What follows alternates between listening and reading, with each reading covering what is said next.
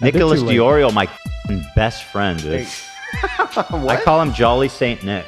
He's a watch head too. No, I love him. That guy has his head on straight. And with lazy content, there's also a huge conversation that's been had about reacting, where some creators, most vocally Dark Viper AU, have Oh god, I have to full screen. What are we doing here? What are we doing? Hey guys, Future Nick here. Within like 12 hours of streaming this segment, the guy just took down the video. So I don't know if there's any copies. This might be the only time you get to watch it, and it's really bad.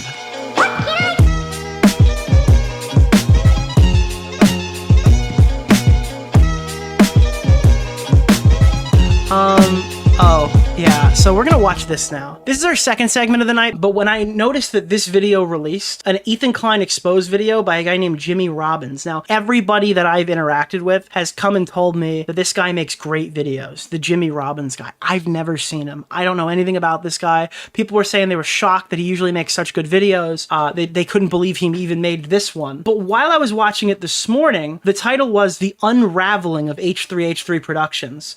And the thumbnail was this one. It's been since changed, right? I think if you go to this channel now, neckbeard archetype number 5, okay, in the character select menu. I don't know, he kind of fits the bill. Yeah, at one point this was the thumbnail. So maybe he's doing this for algorithmic reasons, but I did notice that the title after Ethan's video came out suddenly became H3 and the Trap of Lazy Content. I think that's interesting. I don't know about you. I find that interesting with a big smiling Hasan Piker on the right. And then you just know the video is bad because it's got a Markiplier segment, which means most likely this person just doesn't understand jokes or satire. That if you see Ethan Klein in a Markiplier video in 2025, the person's probably brain damaged. So I noticed that this video title had changed, and now it's kind of more of a slop video. Are you kind of seeing that? H3 and the Trap of Lazy Content. Whereas this is like, oh, he's having a full mental breakdown. Ethan puts out the video explaining why, like, his situation is going down the way that it is. And then this guy goes, yeah, I think, we're gonna go the lazy content. We're gonna go the lazy content route on this one. sincere attacks turn. So this is the Jimmy Robbins video going through this. Hearing the name H3 used to invoke a reaction of praise for one of the most beloved YouTube channels in history. Is that Cradles? Surely you can't do that. I'm sorry. Wait, my brain just broke. Is he playing Cradles? Hearing the name H3 used to invoke a reaction of praise for one of the most beloved YouTube channels in history. Why? Why does he... What? Why Cradles? Okay, we're going DMCA mode. We're gonna have to do some surgery on this VOD. Okay. I don't like him. Already a horrible video. Yeah. Kind of looks like Gamer J Lee, if you know who that is. That's a deep cut. Yeah.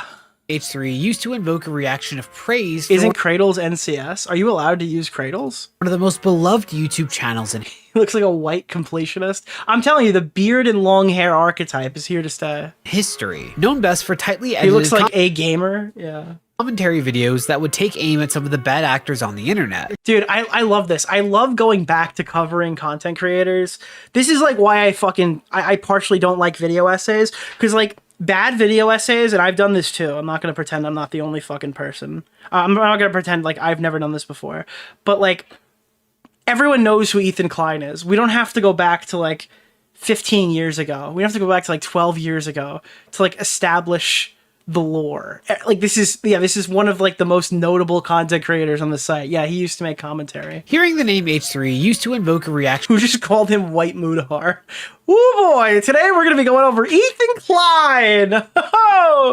Yeah, he did a bit of an oopsie today, guys. Woo-hoo-hoo. Now we're going to be doing Linux this week. Of praise for one of the most beloved YouTube channels in history. Known best for tightly edited commentary videos that would take aim at some of the bad actors on the internet. Hey guys and gals, me Mudahar here today. We're talking about 8-year-olds spending... Talk about a bad Ethan Klein video. Go back and watch Mudahar's one on that one. Videos that would take aim at some of the bad actors on the internet. We're talking about 8-year-olds Chat, can we get a Linux in the chat for Mudahar? Woo boy! spending $100 to open a virtual crate for the chance of winning. Dude, I love this. It's like a highlight reel of like, hey, remember the good times? Remember when Ethan didn't like gambling or Logan Paul? videos that would take aim at some of the bad actors on the internet. You're talking about 8-year-olds. I think that Ethan Klein was good when he made fun of Jakey and Logan Paul. Oh, remember when he didn't like Campbell? Now he talk about bombing Palestinian children. Oh, that makes me so sad. Spending $100 to open a virtual crate for the chance of winning Yeezys or $250 million house? I mean, you have to be 8 years old. Oh, now he's Zionism. Bad. To believe that that's real. But over the past year, they've started to invoke a very uncomfortable grimace towards their live podcast that easily clears dozens. It's literally happening. I'm not kidding. That's literally. Remember when they made good videos in the last year? They made the bad ones. The bad videos that I don't like. Of hours in runtime each month. Now, on some level, this shift to a lazier format, or at the very least, one that is way easier to mass produce. Okay.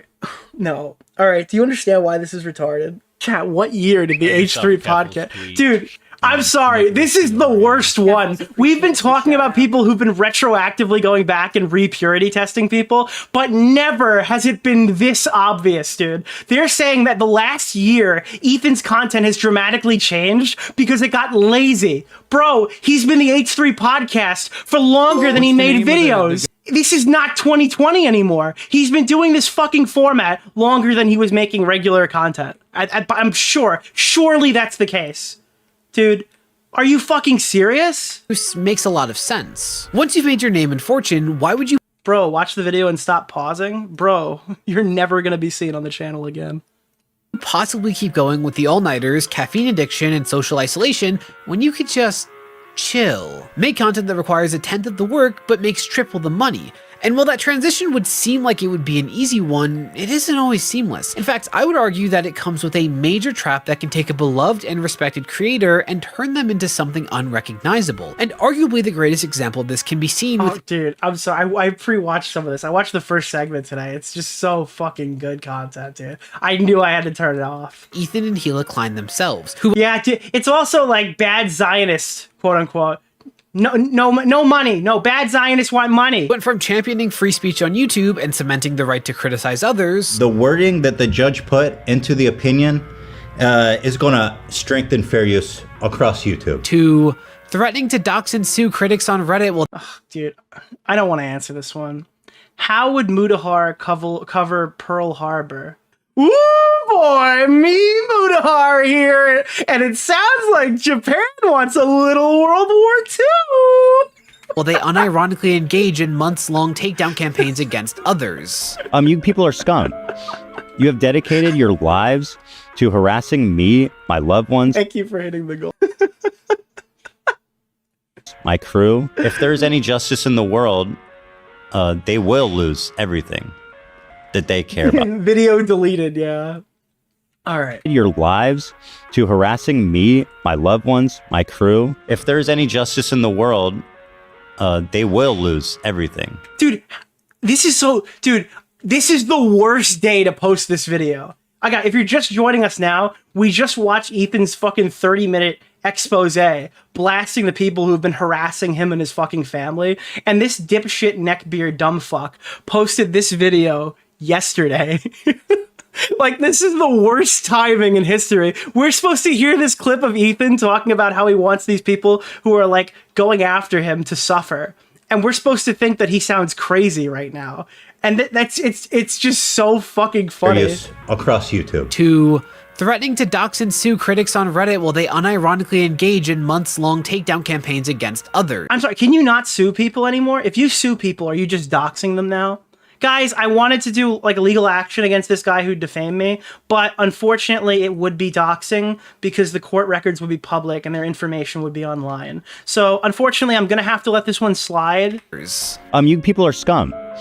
You have dedicated your lives to harassing me, my loved ones, my crew. If there's any justice in the world, they will lose everything that they care about. We're supposed to hear that and go, wow, that's so out of pocket. I hate this guy. After we just watched the video of them calling CPS on his kid.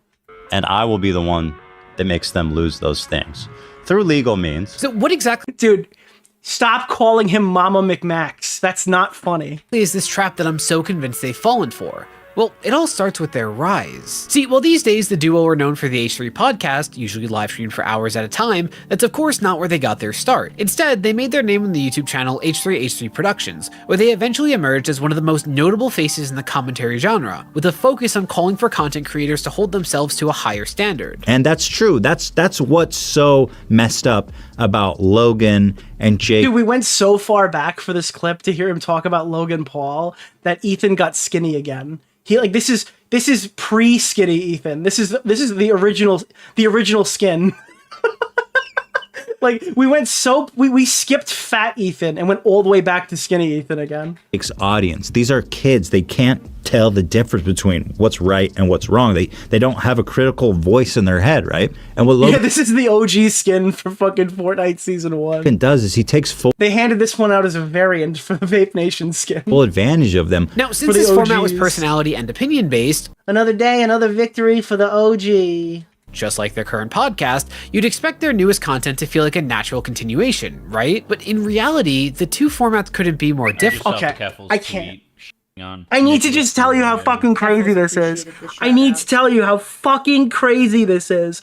That, like, we're talking about he's been weird for the last year, and he's explaining how the content they made in 2016 is different than the content they made in 2017, and how that correlates to their opinions changing in 2025. This is the fucking stupidest video I have ever watched in my history of YouTube. This isn't like, I don't even think this is malicious. I think this guy is just brain damaged. Content to feel like a natural continuation, right? But in reality, the two formats couldn't be more different. I mean, sure, back in the commentary days, they were giving their opinions and poking fun at You want to talk about Willie Mac Show being a couple days late to the drama? Okay? You want to talk about... Okay, this guy is Willie Mac Show if he had a time machine. people, but they were usually doing so on videos that were roughly 10 minutes long, often much shorter. Also, these videos would usually be uploaded no more than once a week. This all means two things. One, for Ethan, who generally acts as the main face of the channels, to talk about something, it was probably going to be a topic he cared for. Did this guy put me and Tom's video through AI? Like, did ChatGPT write this with me and Tom's video script? And therefore knew a lot about and had something worth saying. And two, these videos were generally reactive in nature, not taking away from the talent and achievement of this era, but seeing a video of a guy being a creep and making fun of him for being a creep, it's hard to mess that up. Hi Nick, will you be reacting to the alleged audio leak of... No. No, I'm not going to be watching that. Not a chance. Mommy makeout day. No, Chris. No, you didn't just say mommy makeout day. You cannot say that with a straight face. It also helps that a lot of H3's top videos were about topics that were very popular to dunk on, like with inappropriate pranks, the Paul brothers, or promoting gambling to children. There's a reason why you don't often see commentary creators getting into controversy over their own Hey guys, would you like to watch this revenge porn on stream? No, I think I'm probably okay. Alleged, I guess. content. They've historically stuck to topics where most people are already on the same page, meaning it's easy to know where the line is for a given topic. Not to mention that the internet was still very much the Wild West at the time, where a lot of behavior that is now frowned upon, like edgy humor or use of slurs, were more than fair game at that time. Also, being able to edit content before releasing it is a really big advantage from a PR perspective. Assuming you act as your own editor, every word out of your mouth is being reviewed. I can't stress to you enough that these criticisms were like the ones that people made when he was too woke 5 years ago. It's so... Dude, they've just completely forgot the fact that Ethan was like an ally for like fucking 5 years. Dude, now that he does podcasts, his crazy, edgy Zionist takes can take the forefront. Like, this is so crazy. At least 3 times before anyone else hears it. Not to mention that the more reserved Hila would often rein Ethan in when he would start approaching the line. They're so Bro, this clip has to be like 7 years old. The more reserved Hila will step in. self-aware. I just can't. I can't. I don't know if you can call her a bitch, though. She is a bitch. She's What a did- fucking bitch. You're right. I call her a see you next Tuesday. Listen. And keep in mind, nobody had a problem with Ethan when he was doing this shit. Because he hadn't criticized Hasan Piker's video yet. Her a bitch, though. She is a bitch. She's What a did- fucking You're right. I call her a see you next Tuesday. Listen. So while this is a bit ironic coming from me, it's not that hard to become likable with commentary content. Quite literally, everything is working in your favor to put your best foot forward. And in the case of H3, it helps that they were funny and charming, not to mention relatable. Add their victory in one of the most important lawsuits in internet history, and it's hardly a surprise that this duo became some of the most popular and beloved YouTubers ever. So what happened? Well, the grind of YouTube, it can get old. I mean, throughout the 2010s, YouTube became more focused on consistent— This is like, is this an AI script? I cannot take this video seriously because the premise is just so fucking retarded. Like, straight from the beginning. This is actually, like, satirical. uploads with longer runtimes, hence why tightly edited content like vlogs, sketches, and song parodies became less viable than gaming let's plays, podcasts, and live streams. Before long, it became much more lucrative to spend a few hours on a 30-minute video every day rather than dozens of hours on something that was too short to run mid-roll ads on. So as YouTubers started Mid-rolls?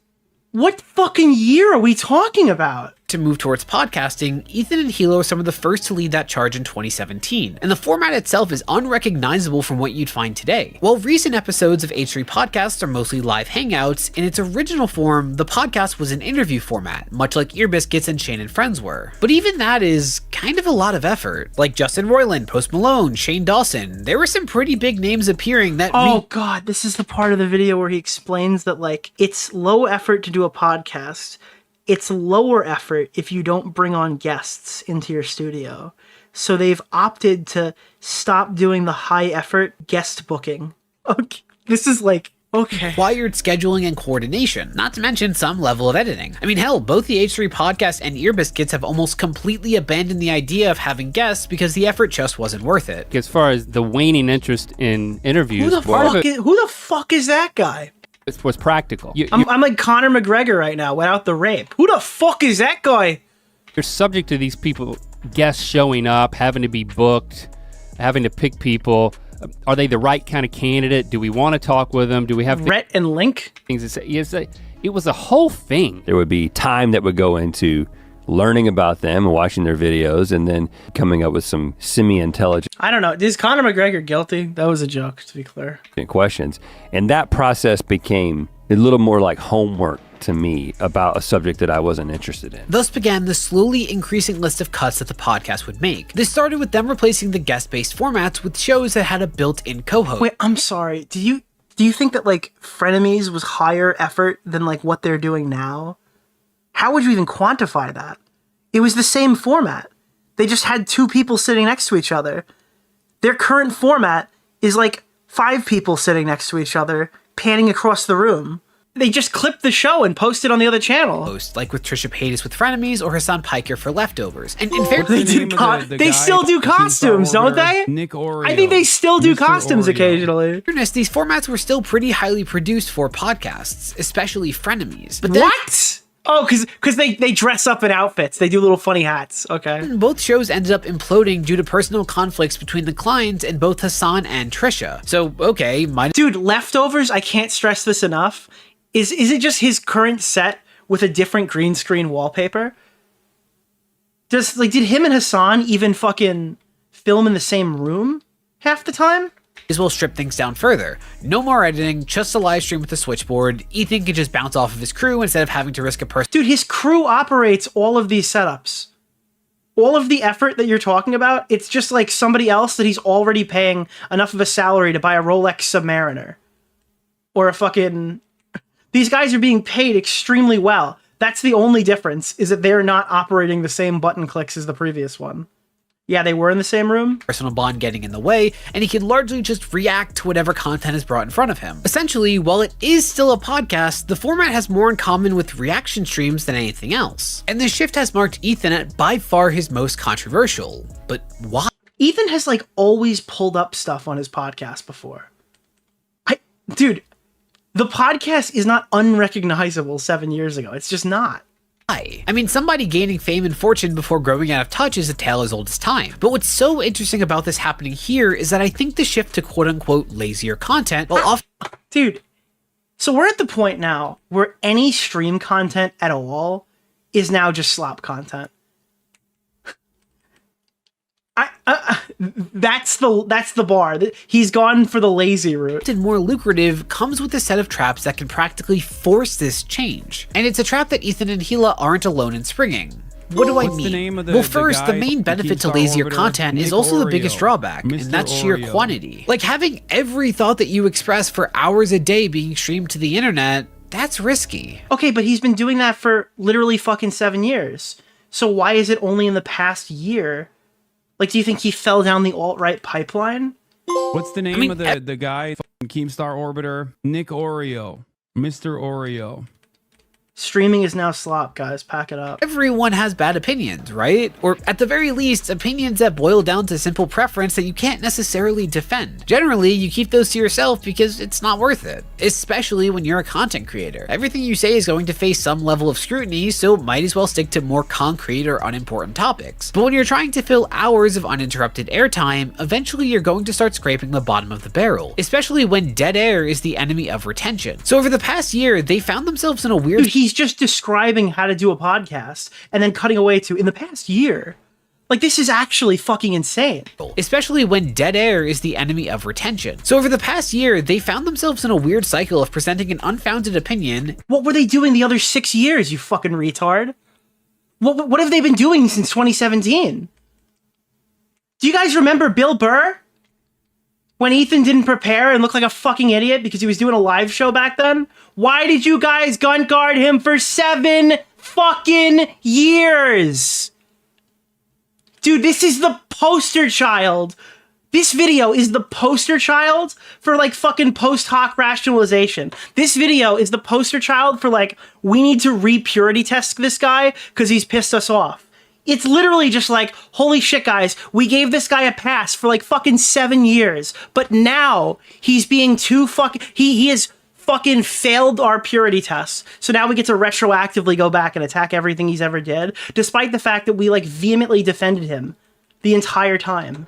It being posted to Reddit or TikTok, which causes them to get pushback, and responding by desperately trying to justify an opinion that didn't need to be shared in the first place. For example, Fairweather fans, yeah. You had Ethan and Gila giving their take on Markiplier. You know, oh my god, dude, this is worse than point number 1. Brittany Broski fucking what is it called? This is worse than the time though they opened the fucking video talking about the, oh god, what is it? Oh fuck. The thing with the assholes. The prolapsed assholes. Yeah. Point number 1, prolapsed assholes. This one is like, here's point number 1. I don't get satire. One of the most universally beloved creators. Someone with a squeaky clean image that if you're going to start something with, you better be damn sure you've done your homework. That's the kind of segment, by the way, that never ages well. This guy just cursed Markiplier to a huge controversy. With a squeaky clean image. Take it from the guy who said that about James Charles at one point. You know, one of the most universally beloved creators. This guy just put some fucking like hex on him. Someone with a squeaky clean image that if you're going to start something with, you better be damn sure you've done your homework. Yeah, out of nowhere, Ethan and Gila came out with this. And by the way, I'm gonna go on record right now, and I'm gonna say the same fucking thing about Markiplier. He fakes his voice from the beginning. That is not what he sounds like. Find a video of him younger. I haven't, but I'm telling you, I'm right. Well, but I'm telling you, like the whole fucking group is like jovially laughing.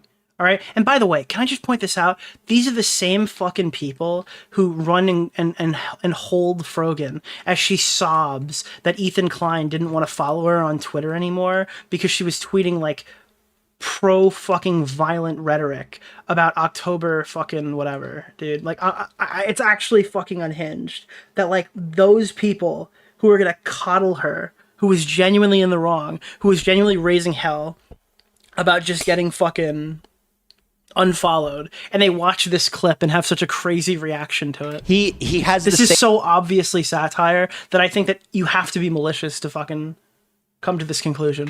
I haven't, but I'm telling you, I'm right. Well, but I'm telling you, he has the same voice. He's faking it. He is faking his fucking voice. There's no question in my mind. I was right about him, and I was right about Markiplier. Sorry. Can I ask the research team to look into all the Markiplier videos? Like, this is obviously in jest. You think Gila Klein... Oh, actually, Adam McIntyre is going to tweet out that, Sorry. Can I ask the research team to look into all the Markiplier videos? I can't believe Hila just threatened to dox this man. That's obviously what she meant. There's no other read of that. Obviously, Hila Klein is calling for doxing. Yeah, they really gave us the slam dunk that hiring personal investigators to dox Markiplier. Someone's voice changed as they got older and became more comfortable on camera. It's so weirdly unnecessary to bring it up at all, let alone asking their team to look into it, but again, we're well over an hour into an almost daily podcast. When you're filling hours of airtime every single week, you stop speaking because you have something to say and start speaking just because you have to keep talking. This has to have been written by ChatGPT. It just doesn't even sound natural. And immediately, it's like, it's got events, it's got talking points, but none of them are like in order. They take it even further. Markiplier's psychology. Like we spent 7 minutes talking about how the podcast thing has gotten really fucked up and it's made Ethan have to talk more. And then we zoomed fucking 7 years into the future to talk about current day with nothing in between. Like we're establishing a 2017 talking point or whatever. And then we immediately jump to 2024 or 5. I forgot when that happened. Like that. Like he's a psycho. You could tell. And so he is someone that can wait, hold on. to You can faking his absolutely voice. Just tell. You can absolutely tell. Thank you for backing it. So he is a psycho. On Nicholas DeOrio. Keffels appreciated the shout out. And he is capable of doing something that extreme, of faking his deep voice for like 20 plus years. Worth pointing out that only the crew members push back on this, but Ethan and Hila, the two who have directly experienced the shift to lazier content, are the ones who instinctively double down. Dude, it's so fucking crazy. I literally think every fucking video essay, I think I'm one of them. I think I was one of them. I think every video essayist fucking hates streamers because you can effortlessly triple their revenue by accident. Because you make fucking no money. Well, it's not you make no money, but you don't make like significant money unless you're like one of the top video essay YouTube channels. Whereas like you could be a street streamer, like a complete fucking randoid, right? You could literally make probably, I think that like IRL streamers and shit who don't even edit their own stuff are probably out earning a lot of the video essay people. I think that there's like a whole fucking I think there's a lot of animosity because fucking streaming is just so much easier and it's like so much more lucrative than what they have to do. And for the most part, these video essays, they're like, oh, they're high effort because there's editing in it, but like they cut so many corners and all their talking points are retarded and it's clear they threw it together in a couple minutes. So we end, not minutes, but you know, like a couple days. That labeling an introvert for being— I put a month's worth of effort into this. No, you didn't. Everyone can tell that you didn't. I think some of my best videos that people really liked were made in 4 days. And then I would just take the next month off and then cram right before the next video was supposed to come out. More energetic on camera as psychotic. Isn't that a weird battle to pick for two people who built their reputation on calling out actual ethical issues in the creator space? Just so you know, street is a slur. Oh, well, I've accidentally said another slur. I don't know. I think you know what I meant, though. Especially when plenty of autistic people describe having to mask their monotone voices just to be socially accepted. Not saying that applies to Mark. Well, I'm going to reclaim street and use it for IRL streamers because they're street. That's what they are. They walk around on the streets and they just post shit content. I hate IRL. And it doesn't really matter if it does. But turning something so innocent into something malicious just because you don't vibe with someone can have much larger implications. So once upon a time, Ethan and Hila's motivation for speaking up online was them trying to make the internet better. But now, all it takes is— That being said, it's an Indian slur. Oh, well. Annoys me because— Listen, all right? I love all my Indians except Mudahar. Because big shout out to my Indian audience who's definitely going to stand by me. Because of his voice and because— I know, I'm just letting you know. Yeah, no, it's fine. People like him and nobody else sees it like I do. What about Mudahar? Oh, God. It's a long story. It has nothing to do with his Indian descent. And also, he unfollowed me because I tweeted a green pie. Boy, do I have a tale for you! Here's the truth. And to be clear, I don't particularly care about the take itself, but in any context, I feel like it's just weird to publicly express your dislike for someone if said dislike doesn't stem from anything tangible. And it's even weirder to double down multiple times and use the fact that nobody agrees with you as evidence that you're right. I'm looking at chat, and there's not one fucking person in this chat that's like, oh yeah, Markiplier's annoying. That annoys me. That's what annoys me. Don't you guys see? But you can tell there's a certain inflection that he's mastered. I absolutely. This is literally just like, I do not understand sarcasm. I do not understand like humor. This is like they're calling this a crash out. You could say it's not funny. You could say it's like they're just sitting here dragging this joke and it's not landing. That's perfectly fine. But they want us to think this is some unhinged mental breakdown and that like he's become lazy, therefore he's become unhinged. He's unkept. He's like a beard that is yet to be trimmed. He's an entertainer. He's a professional broadcaster. Yeah, also maybe you could take a couple lessons from him on enunciating. Yeah.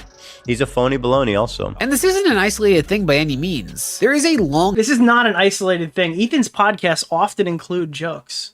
History of these podcasts producing harmful clips that just didn't need to happen, like Ethan's checkered history with Philip DeFranco, where during Frenemies, Ethan and Trisha just kept making fun of and commenting on DeFranco's body. Okay, first of all, regarding that Philip DeFranco footage you showed me, I feel like for some reason you just want to call him fat. Absolutely not. But if you're gonna call me out for being fat and skinny, then call him out for being fat and skinny. Wait, hold on. And it looks like he gained a few pounds. I'm sorry, what is the problem with this segment?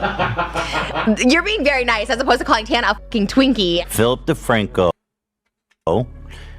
I admit, looks heavier than you would expect. And even years later, Ethan... That was like, wait, okay, hold on. You're gonna go back and start retroactively hating him for clips. You've gotta have a better one than that. Are you fucking serious? You pulled up a clip where Trisha sounds worse. And continued to make these kinds of remarks. Who would you pair me up against, theoretically? Probably Philly D, right? But he's taller than me. How much taller? He's doughy, though. Yeah, I don't think... I mean, he's lost... He's soft. A lot of weight. No, but he's, like, permanently doughy. Yeah, I mean, probably. He's just got that soft, doughy look to him. We call that, in my family, a ham sandwich. He is a ham sandwich, Wait. definitely. Wait, was that... Are you... Oh, dude. Dude, I can't... Dude, after this video drops, 7 more lashings for iDubbbz! 7 more lashings! He's doughy, though. Yeah, I don't think... Can you believe it? He's soft. A lot of weight. No, but he's, like, permanently doughy. Yeah, I mean, probably. I was like, is that a niece? What? He's just got that soft, doughy look to him. We call that, in my family, a ham sandwich. He is a ham At 40, he'll understand why this was wrong. sandwich, definitely. Eventually leading to him publicly begging them to stop. To Ethan Klein, can you stop talking about my weight on your podcast? By the way, it's well documented that I've talked about myself having an eating disorder that I've had. So wait, I don't understand. Are we supposed to just be like fucking defensive of every guy who's ever gotten offended over something Ethan said on his podcast now because he doesn't like because he doesn't like Hasan Piker? We have to now go back and feel bad individually for everybody he's insulted. To really fight to overcome over the years. So when you say on your podcast to hundreds of thousands and if not millions of people that I am permanently doughy, that I am a ham sandwich, it's and I think it can have a genuinely negative impact on other people. Mind you, Ethan is someone who has rightfully reacted with disgust when someone has body shamed himself or his wife. But I think most people would agree that calling someone's wife a horse is Right, but like I said to that, like you did call Tana a Twinkie. Like I think that's like something he thinks is funny. Yet when Phil responded, Ethan's first reaction was to somehow make him... Wait, that's such a good point, dude. So he's holding himself and his wife to a different standard because he's biased. Holy shit, dude, you cracked the code. Wow. Wow, that's some kind of logic right there, Mike. Himself the victim. When's the last time Philly clickbaited me for something good to say, congratulations, Ethan, you did a good thing today? I didn't know you had this shit would have done gangbusters if it was dropped 5 years ago. The eating disorder or even that it affected you. The part that it's not even bias for his side or his wife. It's literal bias for something that directly impacts him. Rubbed me a little, or I guess I was just like, damn, why did like he's doing this really specific call out like against me for like body shaming him. Is it a little ironic that when he's talking about not body shaming people, he shows like this picture of me, which obviously is posted in jest? I mean, it's just a goofy haircut. It's something I look fat. You have total control over. There was also an infamous moment where Ethan mocked Cutie Cinderella's distress over the... Oh yes, dude. I love it. This is in every fucking video. This is unironically... Get it? He actually took this apology back, I'm pretty sure. The worst thing he ever did in this fucking situation was apologize. As if AI generated explicit images of her. What is going on with you? Dude, we're gonna listen to Chestnuts roasting again, dude. Oh. Sorry, don't mind me. If you are able to look at women who are not selling themselves or benefiting off of What is being going seen on? sexually, Can we just point out that this whole video is like, in the past year, Ethan's been kind of crazy, and all of his major examples now are all stuff from like, now we've gone from like jumping to immediate times to explain current behavior. Then he gives the Markiplier example, and then every other example is stuff that they fucking swept up for this guy for the last fucking 7 years. Like, all of a sudden, all these clips are super bad. Meanwhile, he got away with them for years. They're doing a greatest hits montage of all of his funny moments. Keemstar Orbiter, Nick DeOrio. Every time they're literally going back and finding every time that he did something funny over the last 7 years, instead of just sitting there and talking about fucking Hasan, please tell me more about DEI. Hasan, please tell me more about the communist dream. Hey guys, did you see that Jeff Wittick bashed his head against a fucking excavator? Did you guys know that Jeff Wittick bashed his head against a fucking excavator? You might not know this, but Jeff Wittick, yeah, the guy from David Dobrik, his head hit an excavator. She doesn't have to accept my apology. I don't know if she accepts. Guys, can we talk more about how David Dobrik's former associate bashed his head against an excavator? my apology. But I did apologize to her. And while initially Ethan gave that sincere apology, more recently he came into conflict with Cutie's boyfriend Ludwig. See, Ludwig had pointed out that during Ethan's latest content nuke, he presented a doctored image as factual. She won a Rising Star Award at the Streamer Awards, an award show. I like how the implication is he's done this on purpose too. See, Ludwig had pointed out that during Ethan's latest content nuke, he presented a doctored image as factual. She won a Rising Star Award. All right, maybe that was a little too harsh. Streamer Award. I pull that one back. An award show put on by her friends. And then the next year, guys, she gets nominated for Rising Star again. Are they... Now, I tried messaging to deal with it offline. The problem is this is like a complete minor mistake. One that is in there and is criticizable, but like he thought it was that she got Rising Star a second time after winning, but she was supposed to be Rising Star the first time, she lost, and then they gave it to her on her second attempt to rise, right? So she got Rising Star, lost, and then people who, some of which were even larger than her, who grew even faster than her, she was given this award the second time through for people who weren't even nominated the first time. So she had 2 opportunities to be the Rising Star. But this is just wrong. And yeah, and again, this is our response about the content nuke. We're going to talk about the most important part of the content nuke, the award show comment about Frogan. And not only like wrong information, it's like fake and doctored information. This screenshot is fake. Okay, how do I know it's fake? Because I watched the award show, and when I did a bit of research, I did a reverse image search. I find out this fake image came from Destiny's subreddit a few months ago. Or it came from Google when you searched it up. That could also be a thing. Be clear, it is true that she was nominated in 2021 and lost, and then was again nominated. There's no way that this Keffel's video tweet requires this Nicholas clip DeOrio. to be this long. This is a minor point. We're gonna 2x this till he's done talking. 2022 and then won, but she's not been nominated in like, I guess, 3 years now. And Ludwig calling this out makes sense. Since Cutie's the one behind the Streamer Awards, of course he's going to correct someone being flat out wrong about his girlfriend's work. And throughout this correction, Ludwig makes it very clear how disinterested he is in any kind of feud with Ethan. Which is hilarious because he's hyper focusing on one part that doesn't matter because he's terrified of saying anything about Hasan. Because like, you want to say that fucking Ethan, you want to say that iDubbbz takes a bunch of fucking shit and constantly self-flagellates on Nain. This guy is a pussy through and through. He won't say anything. Oh, I'm sorry, Hasan. Did this tweet upset you? Oh, I'll take it down. Oh, wait, I'm gonna have to take this tweet down.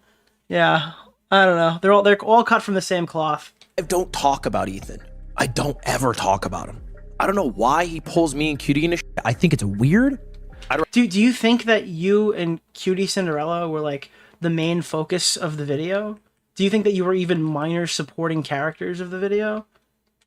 Rather it not happen. He can do what he wants. I'm playing. This was like the most. This is the most talk your award show has ever gotten. The Friendship Awards. Video games over here. Leave me alone. Leave my girl alone. You don't gotta pull up pictures of her and make fun of her again. And not only that, Ludwig goes out of his way to state that he doesn't even like the creator that Ethan was criticizing. First off, at the street. Look, I won't speak for Cutie. I'm not friends with Frogan. I don't particularly like Frogan. So he just wanted to take a couple of minutes out of his stream to point out a small mistake that Ethan made. And yet in response to this, he went off on Ludwig multiple times. At one point, Okay, so Yes, it is extremely fucking spineless as someone who's friends with Hasan to go and respond to one extremely minor point of the video and then hand away the fact that you're friends with a terrorist supporter and just move on and say that you're Ludwig from video games. That's something that would upset most people. That's a totally reasonable thing to push back against. Using the song that he had played during his initial incident with Cutie, which in my opinion kind of makes that previous apology a moot point now that you're standing by your behavior once you don't like them. You know? In fact, this is such a recurring— Yeah, I'm Ludwig from dick riding Hasan Piker. I can't cover this. issue for the show that they specifically changed their setup so that they're always streaming at a 30-second delay and have a button on standby that allows them to cut moments like this. So we push the button and it dumps 20 seconds. 20 seconds retroactively. So from the moment the button is pressed, it's rewind time.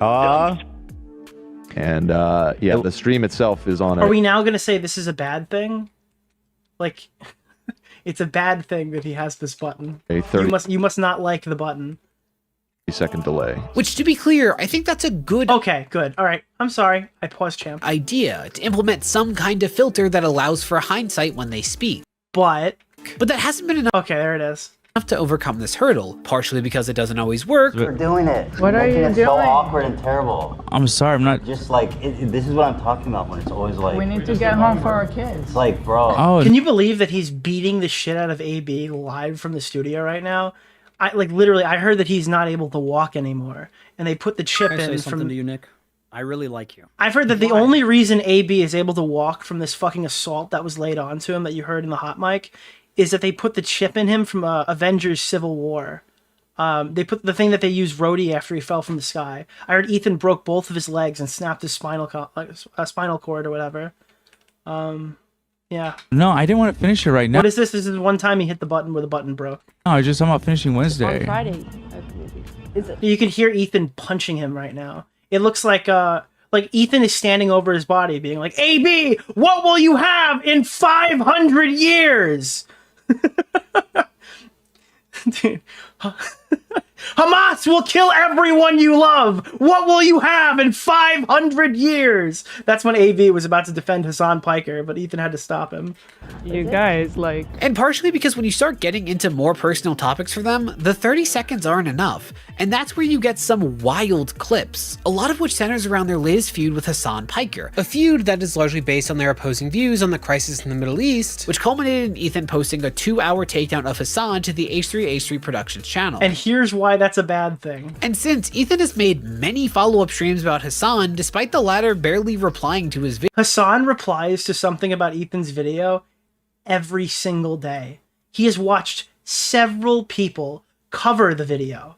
Okay? He has watched bits and pieces through several streamers. He's running content from Bad Empanada, someone he literally said he would never promote on his channel explicitly because he's spamming Ethan's wife and calling her a fucking terrorist.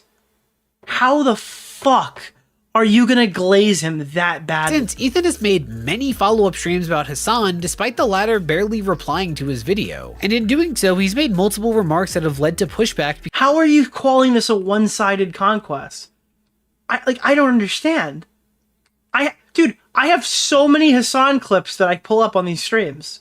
Because he just won't let this go and clearly can't handle talking about this topic on the fly. Oh my god, dude. He can't handle talking about it on the fly. Keffel's tweet. What a fucking cucked response. Keffel's appreciated the Dude, shout this out. guy can't handle showing his audience the talking points. Anybody who's using this this rhetoric or whatever is just a raging fucking dick rider and should be completely ignored.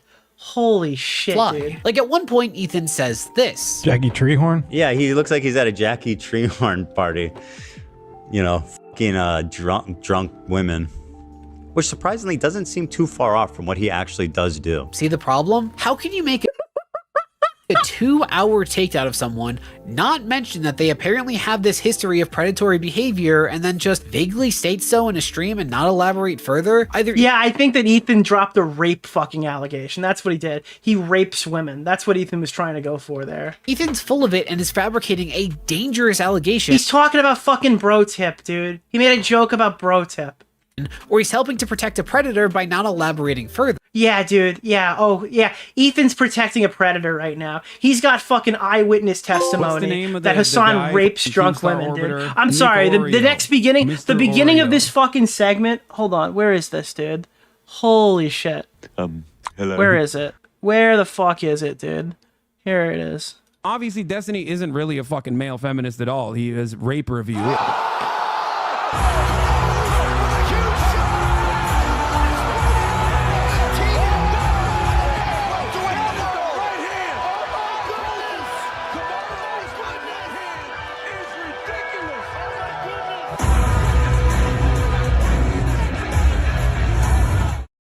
It's so fucking hard to watch fucking terrible videos. All this to say, while Ethan's early controversies were largely centered around occasional edginess, the content of his words was always praised. But more and more, he just seems to keep putting his foot in his mouth while trying to fill it's God. hours of unscripted content. Another great example of this is whenever they attempt to discuss the aforementioned crisis. For Ethan and Hila, the latter of whom served in the IDF, this is a very personal topic, so the two just can't help but constantly weigh in and say things that are just not a great look. Like Ethan ridiculing creators for raising $1.6 million for aid. So creators for Palestine raised $1.6 million. Dude, Creators for Palestine was one of the funniest fucking things ever. We were making parody fucking pictures of the stupid thing. That's fantastic. Literally negligible. They've received billions of fucking dollars. It's a good thing. Has $1.6 million had an outcome on anything happening? Absolutely fucking not. Has it helped people? Sure.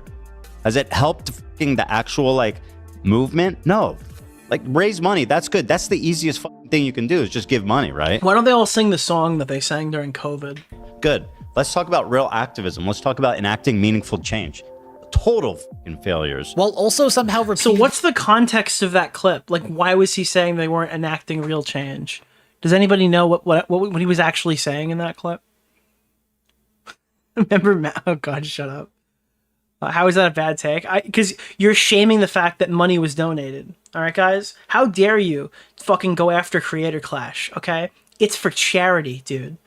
No, it doesn't matter that they had several galas and they were giving Fight of the Night bonuses out of the Cancer Kids money during the first event. Or the fact that they hired comedians and rented out big stadiums. Because when iDubbbz went on and did the ALS Ice Bucket Challenge, he put like $100,000 in the hands of a charity. So what are you doing, sir? I don't know. Uncriticizable. Uplifting himself for donating $6,000? I actually donated $7,000 to Sign Relief, and that's certainly a lot more than negative. It's also I'm guessing he's saying that because people are saying that like he's anti-Palestinian and he's an IDF-loving super soldier, if I had to guess. Like a terrorist sympathizer. Because most people here are arguing that he like is completely against Palestine, which is fundamentally not true. Now I imagine he's articulating that because he's donated money to the cause. Also worth noting that Markiplier was the top donator to this organization, one that Hasan is heavily involved in, which might explain H3's sudden interest in attacking Markiplier unprompted. Oh yeah, that was an attack, and he did it because he sent so much money to Palestine. Yeah, that's obviously what it is. It's preventing more Palestinian children from dying. So very clearly, that's the angle here. There was also Hila praising someone as a good person who was an interesting choice. Just the other day, BB fired a really good guy that a lot of people are pissed about, and he fired him because they had a disagreement, and that's like so Trump coded. He was like a moderating I wonder how he's gonna handle this one. in the war room. Yeah, I'm interested. I do understand that was not a good choice of words, and I would Oh, not okay, so we're including the apology. have said that again. And this disconnect can even be seen leaching into their higher effort content. Wait, so we're just gonna move past that now? Oh, so they said something and then they apologized for it. Next point. Like with Ethan's takedown of Hasan, he presents communism as the greatest threat facing America. Yeah, that's a joke, you fucking retard. Oh my god, this guy, he's autistic. That's what it is. I need to not call him retarded because I think it's actually like a thing. He's actually he has no social cues. I need to like change my rhetoric here because I'm gonna get in trouble because this guy clearly has fucking zeros. Okay. The thing is, there's something kind Who is this creator? This is apparently highly respected Jimmy Robbins. I don't know. Everyone keeps telling me this guy makes great videos. Maybe his fucking chat GPT broke on this one. of scary brewing in America. Communism. Dude, he's watching this and he's like, wait a minute. What? Ethan Klein thinks that, like, communism is the #1 threat to America? What? Kind of scary brewing in America. Communism. What? Communism. Which is a pretty large disconnect from his usually left-wing audience. Oh my god, dude. I'm sorry, don't call communists left wing. You guys are fucking subhuman. Holy shit, dude. You'll never have an election for any. Dude, oh god, his left wing audience that doesn't want to vote for fucking. That would rather see Trump go to office than fucking vote Joe Biden in because the position on Palestine wasn't. Not Joe Biden, fucking Kamala Harris in because the position on Palestine wasn't good enough. Dude, don't call yourself left wing. You are far left. At the very minimum, who would likely be more concerned about the current administration. Like across the internet, this is like got some Destiny's a conservative. Ethan Klein is center right vibes. You could see people labeling this as the duo shifting to the right and going against the beliefs they had spent a decade promoting. And all of this is just scratching the surface on how their coverage of this topic has alienated much of their viewership. Dude, oh god, this is the best part. Alienate those fucking viewers, baby. Yo, listen, get them all out. It's a fucking disease to house any of these freaks in your audience. There's no. I actually tried to explain this to Ethan. I sent him a dono, and I think they reacted to it on one of the streams, like early on or whatever. Or I sent like a membership or something, and I was like, "Yeah, just purge the rest of the Hasan people. You'll be fine, dude." No love lost. Get the fuck off the channel. All right, I had to explain this to the Destiny leftovers who were coming over here who really liked the Hasan coverage, but were like delusionally still defending Destiny for some shit that he absolutely fucking did, like distribute Pixie's nudes without her consent. By the way, what's the name of the guy? Keemstar Orbiter, Nick. Bro, I don't care if I Mr. alienate any of those fucking people, dude. I hope all of those people never watch me again if they're still defending him on that basis or minimizing the stuff that happened to Pixie. Get him out of here, bro. The best thing that Ethan Klein could do is purge all the leftover frenemies people who are hyper fucking fixated on Trisha, or purge all of the leftover Hasan fans and any tankies that remain in his audience. It would be a service to his fucking career. Like 95% of the internet has turned on, let's face it. Yeah, I think I imagine he realized I was right somewhere in between. Us. No, just mostly you. Collectively. Yeah, just you. All of us, man. And let's be real. Let's call a spade a spade. The views are down. We'll get him back. Ethan had his shortcomings, and I could usually. You guys don't understand. Ethan has had to rebuild his channel like 3 separate occasions. Okay, maybe 4. Technically 4, right? Ethan Klein had a commentary audience, right? This is ignoring the Leafy one, which would probably be even more. Like the beef between Leafy and Ethan probably took a chunk of his audience back then. But like he quits commentary, starts a podcast, lost a shitload of his audience. Okay, maybe around the Bill Burr incident. We'll just call this all. We'll call it all one. Then, all right, all those old head commentary viewers. Say something to you, Nick. I really like you. Like did a mass exodus from his channel. But he gained a new audience when he started collaborating with Trisha Paytas. Then Trisha Paytas fucked his husband, his brother-in-law. Fucked his brother-in-law, stole his fucking family, okay? And then left his podcast with a bunch of his viewers. So there was another mass exodus off the back of frenemies, okay? Then gets a new co-host, and this one, like, fucks his career by bringing on fucking terrorists on stream and shit. Okay, so this one, Ethan's husband, brother-in-law. Yeah, then there's another mass exodus of more fucking viewers. All right, this is the 3rd time he's had to rebuild his channel. If there's anybody who is going to survive this, okay, it's Ethan Klein, because he's already done it on multiple occasions. You're not special, okay? I was in your shoes fucking 5 years ago. All right, he's gonna replace this viewer with somebody who thinks jokes are funny, okay? And he's gonna be better for it because he doesn't have to get on his knees anymore and suck your fucking dick, or you guys are gonna go after him and attack him and say that he's a bad ally, okay? You guys are worth less than a view. You guys are negative views. Fuck off. Really look past them and still enjoy the show. But lately, you're not worth the AdSense that you're printed on. It's been way too much.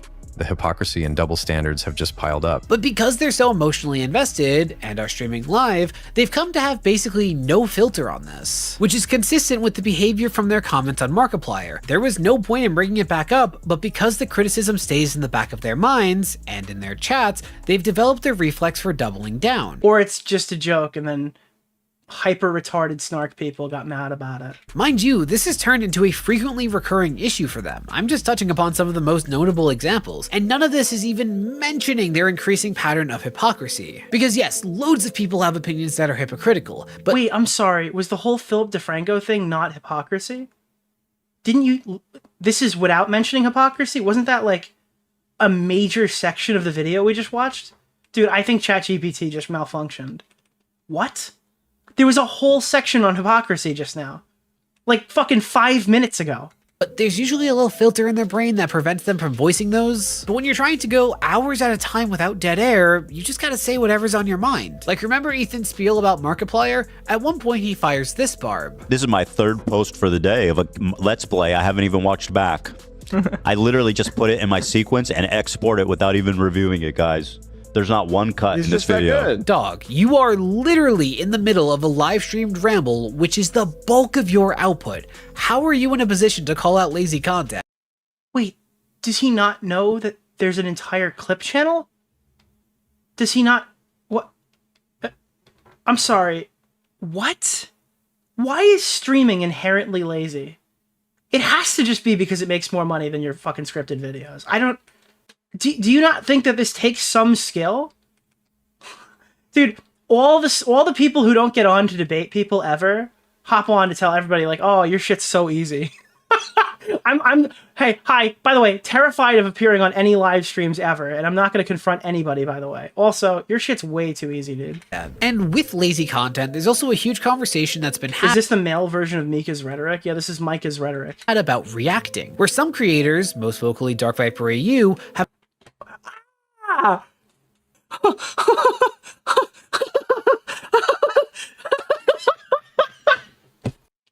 No! No! No! Oh god, I have to full screen. What are we doing here? What are we doing? What are we doing? What are we doing? Conversation that's been had about reacting, where some creators, most vocally Dark Viper AU, have objected to the practice of creators basically re-uploading the hard— Please show the compilation of 14 pages. Oh please show it. Work of others without any tangible contribution. Effectively, while some YouTubers will work hard or pay money and spend the time— Who the fuck told me that this YouTuber is good? Who the fuck was that? Chat, IP ban— I don't even have that feature, but IP ban anybody who thought this guy was a good YouTuber. Bring others to increase their output, reactors will simply use the videos produced by their— There's no way this guy's quoting Dark Viper. I did not perceive this video to go in this direction. competitors in the market to skip over that process. They avoid the time spent working and managing, as well as the financial expense, but end up with the same end products. But when Ethan gave his 2 cents on this topic, ironically in a lazy react video— Oh my god, can I skip this? I can't rehash this. I have to skip this. Dude, I gotta skip you. I gotta skip you again. I just skipped like 5 minutes. Dude, this guy is getting mad on Dark Viper's behalf that someone's not reading his document or watching his super long video that nobody cares about. This is so— Dude, this is so fucking— I need Chud to watch this. Chat, I need Chud to watch this, and you can't spoil it for him. Please. You can't spoil this for him. This guy's annoying me. Let me just skip forward again. I can't believe that this is happening right now. I actually can't fucking believe that in 2025, we got one guy out here defending Dark Viper and his 14-page fucking rape act doc. Dude, his fucking... his rape act document. I can't, guys, I can't do it anymore. I can't watch this anymore. He proceeded to completely ignore this point, and instead he just screamed free speech a lot. It doesn't matter if somebody's getting exposure. It doesn't matter about impressions. We're talking about free speech. It's free speech. You don't need consent for speech. Commentary is speech. It's free speech. Free speech, it's speech, bro. This guy is advocating for basically stomping on free speech. And yeah, I 100% fucking agree with him. Yeah, 100%. Like, he completely ignored the version of fucking fair use that Dark Viper preaches is not like the reality. It doesn't exist the way that he says it. That's not how it's been like tested in courts. That the point being raised was about ethics and not legality. Also, that no one was talking about the kind of commentary that— Well, nobody would know because you didn't show any of the context. We're just taking your word for it. That the H3 lawsuit centered around. But then, just a year later, Ethan confronted XQC for doing exactly what Dark Viper was talking about, abusing React content to just re-upload other people's work. Dude, I'm sorry, bro. This guy struck Chud logic. Dark Viper does not want you reacting to fucking any of his content. Comparing him to XQC or fucking Hasan Piker is like, that's disastrous. That is an insane comparison. Dark Viper obviously has a radical view of fucking fair use, one that is not shared by most commentary creators. Say someone comes from your stream. They've watched you all day. They love you. They're a big fan. They watched you react to, let's say, Mr. Beast's new video. Okay? Yeah. And then they come to the homepage, and guess what they see there? Mr. Beast's new video. Do you think that are they less likely? Yeah, you don't understand. Most people, okay, who don't like Dark Viper or don't agree with his document, all hold the same positions as Ethan. Okay? If you watch my video, I'm giving these same talking points a calendar year before that ever existed. Okay? That doesn't mean, all right, that I think that like people should be able to eat their lunch and watch streams. I just don't agree with Dark Viper and his 14-page document. Or more likely to click his video after they saw it on your channel. Mind you, in both cases, Ethan was just taking the popular stance at that time. Viper had received pushback. Dude, this is like, okay, so he's framing this as if like you can't be against React content if you disagree with Dark Viper. But Dark Viper is the poison that makes people not even care about the React argument at all because he's so fucking unhinged. Like, Dark Viper is not the React argument. He's some guy who self-inserts into it all the time. Back for a poor use of hyperbole, so Ethan had joined everyone like, Dark else. Viper is literally fair use in this guy's video. Or whatever. Not fair. This guy, he's literally the anti-React stance. You can't have a position if you're not pro-Dark Viper. Dogpiling and ignoring his points. But a year later, a viral tweet had criticized XQC's form. You know what this is? This is the In Praise of Shadows video of commentary. Like, people are comparing this to like King of Nothing. No, it's wildly different than King of Nothing. It's just about Ethan Klein. This is the In Praise of Shadows video on fucking commentary. That's what this is. I'm expecting him to start complaining about money at some point in this video. That's content, which made public sentiment largely turn against this kind of content. In my opinion, these kinds of moments— And by the way, obviously this guy clearly has HIV, just to be clear. Okay. They're just weird and are a really good example of— He has turbo AIDS. That's why he's defending Dark Viper. Why it's just unnecessary to comment on everything you hear about. There's also the fact that Ethan and Hila Klein are known as heroes of free speech, ones who basically saved the future of creator-driven content. But now they're using lawsuits and threats to silence critics. Yeah, critics, guys. This is the part that like makes no sense after the new video. Like, it's actually so fucking bad that he posted the day before he explained his arguments. Namely the H3 Snark subreddit, where H3 have deployed copyright strikes to remove damning clips, despite these, in my opinion, falling under fair use. They're also pursuing lawsuits against the moderators and have even threatened to dox them. Yeah, that's not what they did. They threatened to sue them. Ethan Klein's not throwing up an entire website of their home addresses, names, and phone numbers. Unfortunately, that's part of getting sued. Can't wait till I find out who the snarkers are, because I'm going to sue them. Mr. He literally plays a clip. Okay, that was a King of Nothing edit. Okay, that was a literal King of Nothing edit where he says something and then plays a clip immediately contradicting the things that he said. It's a virtue signal. It is, because it sounds better when you say doxing. It makes your argument stronger. I can't wait till I find out who the snarkers are, because I'm going to sue them. Get in line, baby. Oh, they should be worried. I know they're very paranoid. They should be. You'd be surprised how paranoid these snarkers are. The mods, anyway. The head snarkers. Now, Ethan has denied that the latter was his intent, but either way, it's weird to gleefully celebrate that you as a celebrity are going to be exposing private citizens. No, it's not. Citizens for having the audacity. Go fuck yourself. Dude, it's so crazy. It is so fucking crazy to post this the day before that video comes out. I am fucking dying. To disagree. Is this worse than The King of Nothing? It's different shades. I don't know if it's worse or better. And don't get me wrong. It's a fundamentally different video. I don't think there's anything in this video that reaches the crypto cope in the King of Nothing one. I don't like Snark subreddits, which are entire forums dedicated to criticizing certain people. It's criticism when it's Ethan. It's harassment when it's not. But that doesn't mean you should be using slap suits to silence them. Why would it be a slap suit? Why are you assuming this is a slap suit?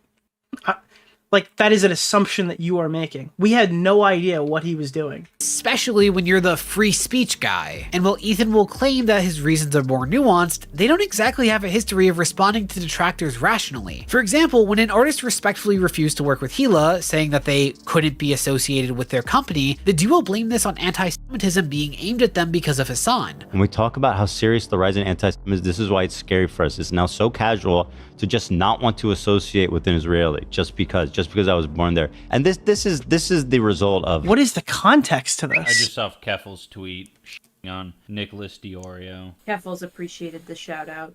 I have no idea what the context to this is. Hasan's type of activism. When there's literally nothing in the message that you could possibly distort to be implying that. Drawing that conclusion completely ignores the fact that one... Who was that guy? That artist was nasty to Gila? What did the artist do? This is like the most hard clip thing I've ever... I don't even know. He could be 100% right. I have no context here at all whatsoever. He was a friend of Gila's before this? I think that would... No, it's not Shadman. Shut up. For Teddy Fresh. They said they couldn't work with her anymore. But like, why? Why is he... Does anybody have like anything to work with here? Possibly... I mean, I'm not giving him this point because I have no idea. He could be right. Distort to be implying that. Drawing that conclusion completely ignores the fact that one, the age 3... Yeah, Hasan did not pay or write this video. Please, let's not use Hasan dunking talking point. Yeah. Brand has become increasingly controversial to the point that some might consider it a brand risk, or that two, they have a pattern now of going scorched earth with former collaborators, including making this kind of unfounded accusation against the artist. And it keeps getting worse, as in their podcast is now arguably doxing random Instagram comments. Yeah, it's not arguably doxing anybody. You're a fucking retard. Pulling up somebody's fucking Instagram that's public is not doxing. Commenter. There's no argument to be made. You're retarded. So this is Joe. He left a message on Hila's Star David tattoo. He said, "I'm glad that phase is behind me. Enjoy hell," Joe said. Let's start. And again, I agree that this specific comment, in a sea of comments that are bashing the fuck out of him in unhinged ways, makes him look weak, because this person said go to hell, and now you're going to scroll through all this shit and pull him up publicly. This guy gave like the weakest comment there, but he's the guy who got singled out because he's the only guy who did it on an account with his fucking name on it. I agree wholeheartedly. You could look my opinion up when I watched it. That was my opinion then, same one now. Now again, when he did this the other day, or pulled up the person we saw earlier today, do I have this on standby? I might. Here. Okay, but when he did it to this person, it was based. Because they were talking about his kids. And nobody cared about it. It wasn't doxing when he did this, and he went through her whole profile and found her stinky pits. Okay? But like, it's only, this one's doxing. I just saw because it wasn't like, it didn't reach the level where this would be, I guess, a fair response. I don't know. Or David. There's not an address in that picture? No, it's all just public Twitter post. I mean, Instagram posts. Here he is. If anyone, let's see if I know, can identify him at all. Jake Weddle's next girlfriend, dude. Oh, that weenie. Dude, we're blurring out a guy's public-facing IG. That's crazy. Are we gonna just like repeat the bomb threat thing with no source too? Truck he's in front of. That's in. Is that right? Yeah, it's owns the truck. It's at museum. Yeah. Look, I hate hell being used as a threat as much as anyone, but.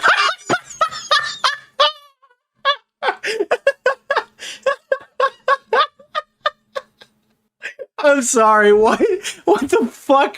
What the fuck? It's at museum, yeah. Look, I hate hell being used as a threat as much as anyone. Get the fuck out of here, dude. Get the fuck out of here. But you are not going to convince me if this kind of behavior is okay coming from one of the biggest creators online towards a random comment with 2 likes. I don't know if any of you guys know him, but Certainly anyone who would employ him, or probably even his parents, would be pretty disappointed to see that, although who knows.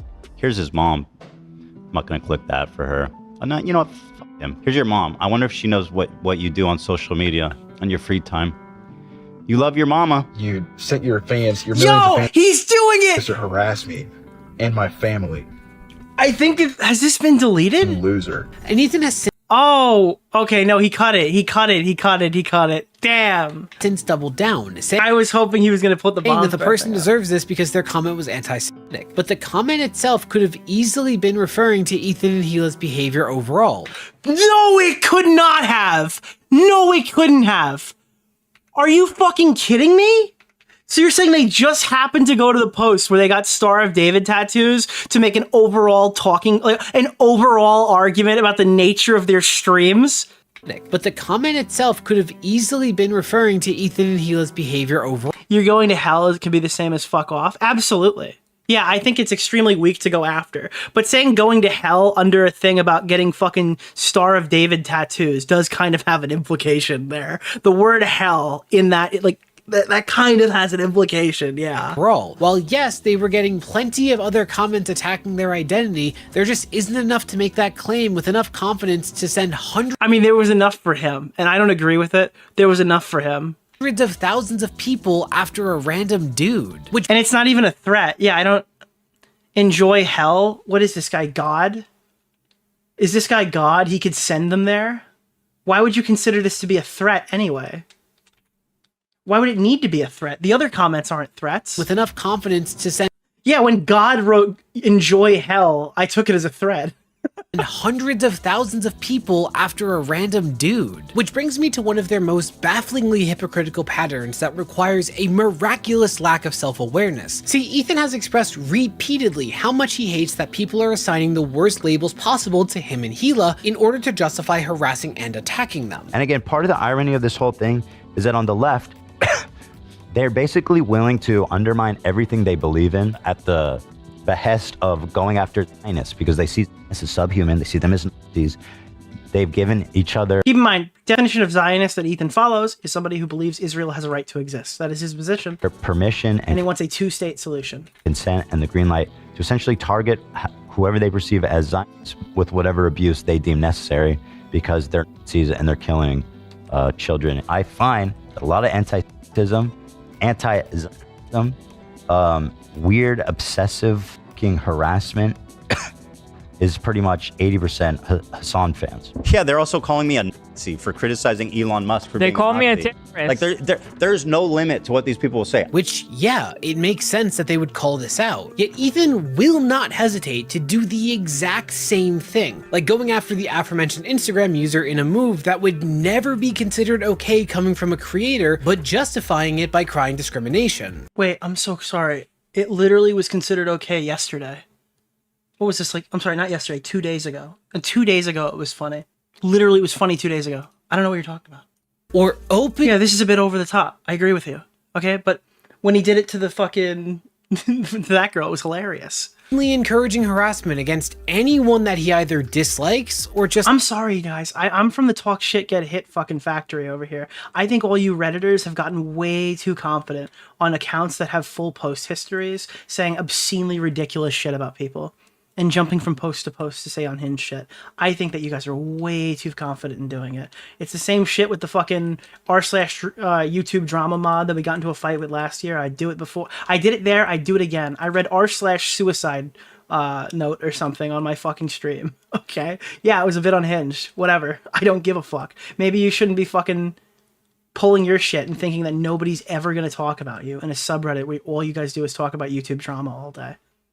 I'm sorry, all these Snark people are terrified right now that Ethan's gonna like pull up their IG that they openly say crazy shit about, or their post history on Reddit where they say crazy shit there. I don't know. Associates with someone that he... r/anti-YouTube drama, bro, they'd own the subreddit by the end of the day. That Plop McGee guy would like snatch it back. He dislikes by applying the same... Again, like, this is my policy. If you send me an unhinged email, I'm gonna just pull it up. If you send me an unhinged email that I think is funny stream content, I don't think twice about putting that on my stream. Oh no, that's my personal email. Maybe you shouldn't have sent it from there. Sorry. maybe Darwinism should take over. Because, like, if you're going to send some fucking unhinged threat or some crazy email or whatever, I'm not thinking, like, holy shit, I really need to censor that. Fucking moron. This has happened before. They're like, oh, you're going to show his fucking email? Yeah, dude. Look what he wrote. I assume this guy's on it all. Like, if you send me, like, a text message or something, or whatever, because you got my, like, doxed phone number, and I tweet it out, are you going to call me doxing for leaking the number that you Googled to text me because you're too stupid to get a Google Voice number to prank me? Are you fucking kidding me? Like, that was what happened with Salvo. Salvo was calling people or whatever, and then people were putting the logs in a group chat, and they called us doxers for it. Bro, he's calling my leaked phone number. What are you talking about? You should have Google Voice, you retard. Exact labels to them. A lot of these people were Trisha fans just because they seem so focused on like the Zionism thing. And Trisha and Moses are like for real, for real. So I'm wondering, you know, I think Trisha's back on the menu. Let's see if we can get her back on the bathroom floor. Why would you do this, Hasan? Really? The terrorist endorser? Shame. I don't know why he even denies that he's a supporter. I mean, stand on your... The more I think about it, and I don't think it justifies it, but saying enjoy hell under a specifically religious post, I think I looked at it in a different light, like go to hell or whatever, the way I looked at it the first time. But I do think there is something to be said when it's a purely religious post where they're like talking about their new Judaism fucking Star of David tattoos, and then to say like enjoy hell under it. I don't think it's justified, or I don't think that was equal force. That's a good way to explain. I don't think Ethan used equal force there. That's still a lighter comment surrounded by significantly worser ones. And that guy probably got singled out because he was upset about a whole slew of them. And that was the only person he could take it out on. But to say that we don't have enough information to know, I think is going too far the other way. I stand on my shit. Oh, but of course, it's different when they partake in behavior that they specifically call inexcusable because they're the good guys. I need to emphasize, and I guess I'll continue emphasizing, we are all, everyone in this room is the good guy. While moderators say they're facing doxing threats. And just to be clear, that's not doxing. This whole point breaks down because he's claiming that opening somebody's public-facing Instagram is doxing. The whole argument makes no sense. Yeah, I mean, they're like, the mods are the bad guys. I don't even think r/YouTube drama considered it doxing. The poor, what is with these people? Yeah, it's hypocrisy is when I'm mad and I make a point that doesn't make any sense. And then now that is the standard. Sorry. Not troubling at all that they seem to be well past the point of worrying about going too far. Like, Ethan Klein is a hypocrite here because he said he'd dox people when he was actually suing them, and then he pulled up a public Instagram. And I've decided that both of these activities constitute doxing. Therefore, I have proved his hypocrisy. There are hypocrisies that you can pull that are fair from this whole situation. That's not one of them. It's one you read on Reddit.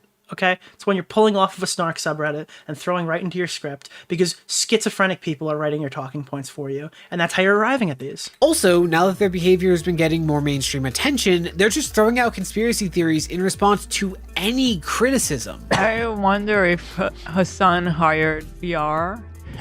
I suspect he did, because again, at the same time... this is being said as unhinged. It's because there were like 3 articles that came out that were obvious glazing puff pieces that were extremely weird. All at once. Okay? Not an unreasonable question. So, pieces came out. Yeah, that is also like puffing him up and attacking us. It was suggested to me that it I need this guy to be like, some cabal conspiracies here, huh? Could potentially be to show his power level. Twitch too. I'm kidding, for the record. That was a joke. I don't know. Our Twitch stream, which we were rebroadcasting the content nuke from, got banned. See, I used it right that time. And suspended for 30 days for broadcasting extremism and promoting terrorism, which is like the greatest outcome I could have hoped for from that. Though, of course, as soon as anyone else does this kind of speculation... They dislike botted the video immediately. Lol is at 2.5k dislikes. Who's they? What are you talking about, man? And it's funny because Ethan keeps saying that he has proof of the Reddit mods engaging in behavior that warrants this escalating to lawsuits. How irresponsibly pathetic can you be as a journalist to accuse me to... Oh, man. Yeah, dude, he just missed this video by 1 day. Like, if there was an editing glitch or his computer broke down... This saying I'm doing conspiracy theories when I've literally said that I have evidence of them doing illegal shit. targeting me. This whole video is like, I have drawn myself as the Giga Chad, and I've drawn Ethan as the Soy Jack. So unfortunately, you've lost, sir. For being Jewish, mostly. But based on everything going on, you tell me if you trust his judgment on this without seeing the evidence for yourself. And what's sad is, back in 2017, Ethan was acutely aware of how careful— Guys, 10 years ago, he didn't fucking hate Hasan Piker because he didn't exist yet. You have to be when punching down after you grow a following. It's so easy to... Guys, look, in 2017, he was like, shit, dude, you probably shouldn't do that. You know, before they like started harassing his fucking family and saying that he needs to get fucking taken into a mental facility or fucking calling CPS on his kids. Like, shoot up, right? To punch up. When we were, dude, all bets are off, bro. They wanted a fucking slap fight. They got a slap fight now. That's what's gonna happen. Coming up on YouTube, we could talk, say anything about anyone. No, he's not saying punching Hasan is punching down. He's talking about pulling up a public-facing Instagram profile for somebody who's trying to antagonize him. And like, you don't and winning, by the way. It showed a moment of weakness. feel the sense of responsibility.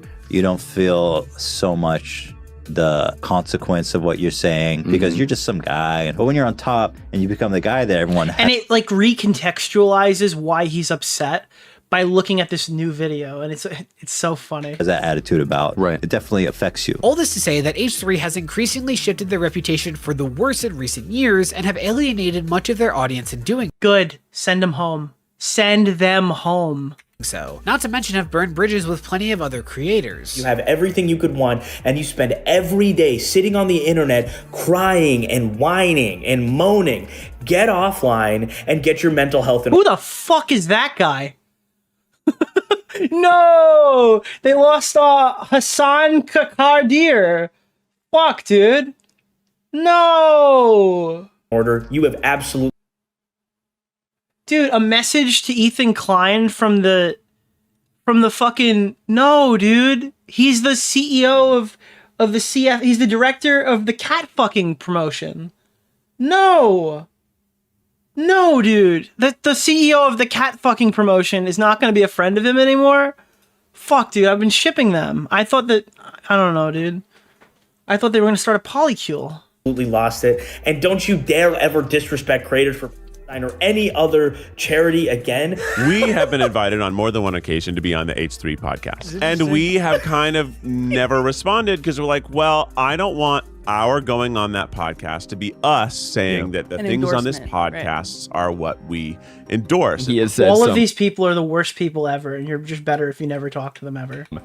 Really wildly hateful things about... Dude, I can't believe all the worst people online hate Ethan Klein. I need to rethink this whole thing. Supporters. I found out that yeah, this fucking pussy won't go on Ethan Klein's stream. Big shocker. Ethan has something like 6 different sound effects of me. Oh no, dude, it's here. Yes. On his podcast. He's using them to mock me as a regular thing for years. Good, you deserve it, freak. I don't know how sick of an individual you have to be to do something like this. Yeah. Anissa and Ian. Yeah. Thanks, Anissa, for standing up for your girl. Oh, I'm sorry. This is considered a bad clip now. I have drawn Anissa as the Giga Chad, and I have drawn Gila as the Soy Jack. Therefore, this is Anissa and iDubbbz are the good guys here. Okay, just go with it. They're the good. I've decided they're the good guys. So yeah, we're gonna move forward with that. Oh, I actually stood up for you so many times because like why would I not? But now you choose to hang out. And again, now we're into clips where you can't even like go, oh, it hasn't happened yet, okay? Because this is literally a clip of Hila Klein saying like, hey, please, you've been to my house, just like tell them I'm not a bad mother. Fucking CPS is coming to my house. Like we're friends, right? Can you just tell them like I'm not a bad mother? And this guy's like, seems pretty hypocritical. They don't want to make content with you anymore. Out with people that would have a problem with you if you defended me. Mind you, I'm going over the most clear-cut examples of this, but there are countless examples of these moments over the past year. These clips are so fresh. How Shoddy how shoddily they're put together so quickly. Yeah, I mean, this is just absurd. To the point that it's being referred to as Ethan's year-long crash out. Now, of course, this by who? Guys, it's been referred to as Ethan's year-long crash out from the Disabled magazine. From the I drink fucking I eat shit out of my toilet monthly. They've described it as. Guys, I've got a quote here from the fucking I don't know, dude. Ah, God. From the Doorknob Liquor Society. They've coined this the year-long Ethan Klein fucking crash out. Change in behavior most likely stems from factors like money, politics, and their personal lives. But I said that H3's shift to lazier content was a significant factor. Guys, listen. This is actually the worst argument ever. This is the worst fucking argument ever. Nicholas DeOrio. All these guys have all these other opinions, but I'm pointing out the unique one. Ethan's content shift 7 years ago is the reason why he's acting so weird right now. I am very smart. Guys, all these people have all these different theories as to why Ethan's doing this, but I personally think it's been a 7-year controlled burn, and then he just snapped. And it all goes back to when he quit YouTube commentary. What's more, I called it a trap that could land any creator into this position. Dude, okay, so here's the plus sides to switching to live streaming, okay, and making lazier content, okay? And by the way, there's nothing lazier than these clip chimped fucking Nicholas DeOrio. Reddit ripped AI script sounding fucking talking points. But let's just humor him on this one, right?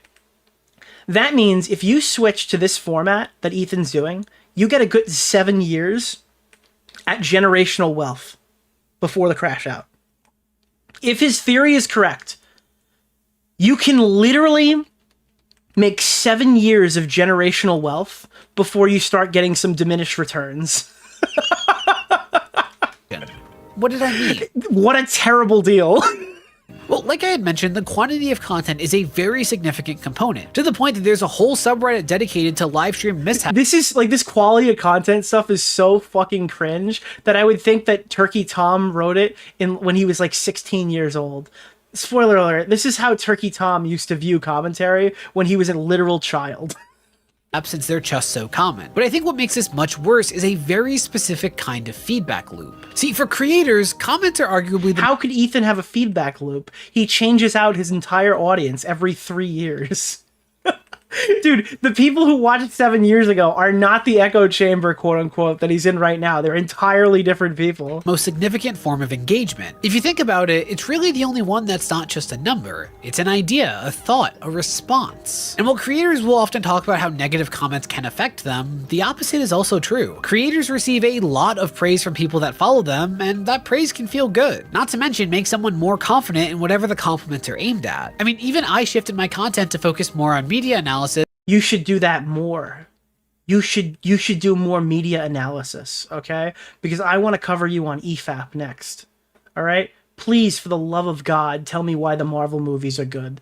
That's what I need from you, okay? We need to bring this collaboration to a new platform. This because of comments telling me I was good at it. I want to hear why the new Captain America movie is one of the best MCU entries to date. That's what I want from you. So for creators making opinion-based content, it's not crazy to think that they would become more and more empowered in thinking that their opinions are the right ones. And for how this applies to H3, just look at how hard they've steered into political content despite their knowledge in this area being spotty at best. He went there to do a podcast with Hasan, and the whole bit is that like Hasan informs him on politics. That was the bit. I've even heard they want to repeal Roe versus what? Is that the gay one? No, that's Roe versus Wade has been overturned. Yeah, you're talking about gay This rights. fucking guy just put a disclaimer. Yeah, they want to explain what Roe versus Wade is. Holy shit, dude. You're talking about overturn the Oberfell. Oh, Oberfell. But this echo chamber becomes a lot worse for creators who focus on takedown content. See, if your output focuses on the unethical behavior of others, then this is the most ironic shit I've ever seen, because this guy is licking shit right now. He's so deep inside of the fucking echo chamber, he's fisting through somebody's asshole and coming out their mouth. That's how deep this guy is into the echo chamber. It's so compact inside of this echo chamber. It's like the scene from Invincible season 3 where Duplicate's fucking brother just starts popping new variants out and then blows the door open by crushing his body, by creating so many duplicates that they fill the room. Okay, that's what this echo chamber is. Guess what? Their fans aren't going to appreciate that. And if you're taking special aim at creators known for being especially guys, don't you guys remember when he made fun of Rice Gum? I remember. Remember when he made fun of Logan Paul? Oh, I remember. Remember when he covered David Dobrik? When he made Jeff Wittick smash his head into a fucking excavator? Oh, I remember. remember when Jeff Wittick was crushed by an excavator? Dude, I fucking hate Jeff Wittick. They likely come with an equally toxic audience. An audience that's going to attack you in swarms without any regards for the point you're making. In other words, your new norm becomes insincere attacks. The new norm ain't the same as the old norm. The new norm, dude. Can we get an edit? Please, somebody make a hype edit on IG, dude. Not on IG. On fucking Twitter, dude. Just stop it and then just start blasting the new norm theme. Without any regards for the point you're making. In other words, your new norm becomes insincere attacks that you quite literally have to block out for the sake of your own sanity. But doing so comes with a massive catch. Because if those insincere attacks turn into genuine feedback and criticism— Thank God for Elon Musk. Dude, I still have all my new norm merch, and when they set up the shop, they didn't configure their PayPal correctly. So I got a hoodie, a shirt. I spent like $200 on the new norm, right? I spent like $200, and they didn't set up their fucking method of payment correctly, so it got refunded by PayPal by accident. Like, I didn't initiate the refund. The money just sat in their account, and they never moved it. So PayPal refunded me the entire fucking thing. So I just got like a shitload of free new norm merch, and I have no like recourse to paying them. How are you supposed to know exactly when that switch is flipped? I'm sorry, guys. Yeah, that was a massive fuck up on my part. And you know what else is massive? You're so used to having to only listen to the people who say how great you are that you slowly alienate more and more of your audience. This is like straight Hasan Dick Rider talking points too. It's so fucking funny. Like, these people are so unself-aware. This is a video SOI. It's not a video essay, it's a video SOI. By refusing to consider them once they start to question you. And if this sounds like this pretentious fucking stream is lazy content bullshit has me going back to that fucking creator's video saying like, is it a video essay or is it drama? Okay, and it's changing my position. Making something up, or I'm basically speculating, just look at Nick Green. See, Nick is Not Green is arguably someone who had the same exact arc as H3, but much more quickly and dramatically. No, he didn't.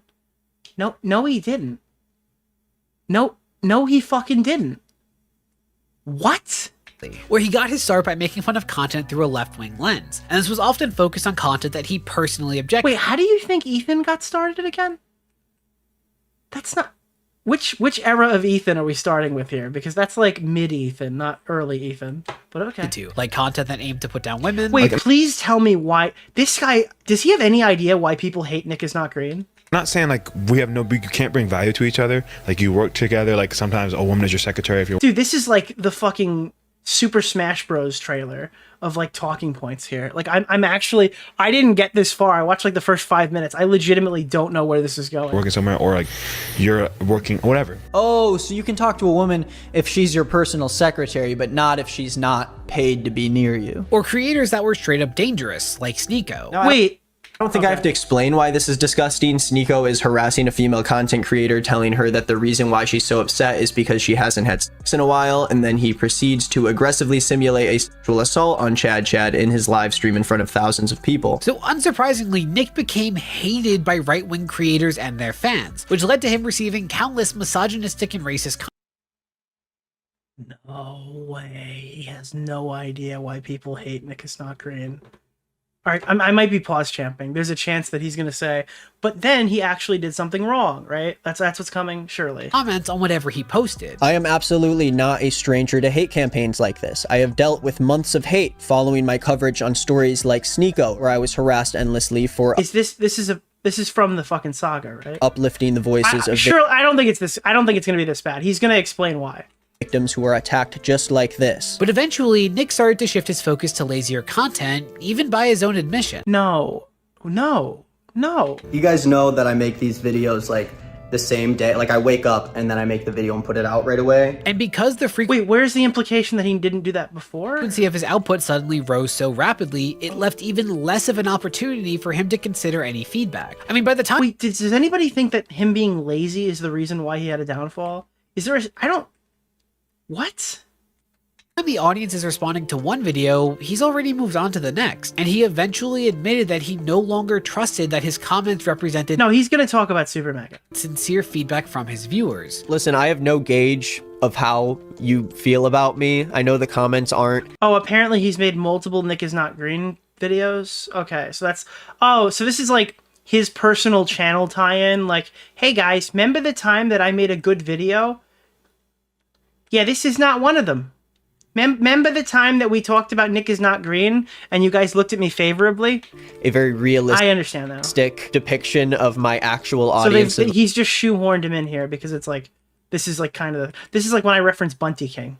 Remember the time when I put Bunty King in a coffin? Oh, I remember. The way that the greater viewer base on YouTube feels about me. So eventually, Nick found himself at the center of a major conflict. Yeah, Superman. Okay, it's here. I knew it was coming. Between his friends and the YouTubers behind Super Mega. And long story short, I've already covered this twice, Nick's friend faced swarms of backlash for mischaracterizing events and using unrelated trauma as a gotcha against Super Mega. And because Nick made several videos on the topic where he basically did what he was now accustomed to, rushing the videos out. Now, if I were to go back and change anything, I do think I should have waited until Matt and Ryan responded to every— The difference is that Nick is Not Green was wrong and like basically malicious before and trying to apologize until one of them worked. And the difference is Ethan Klein is right and doing the correct thing.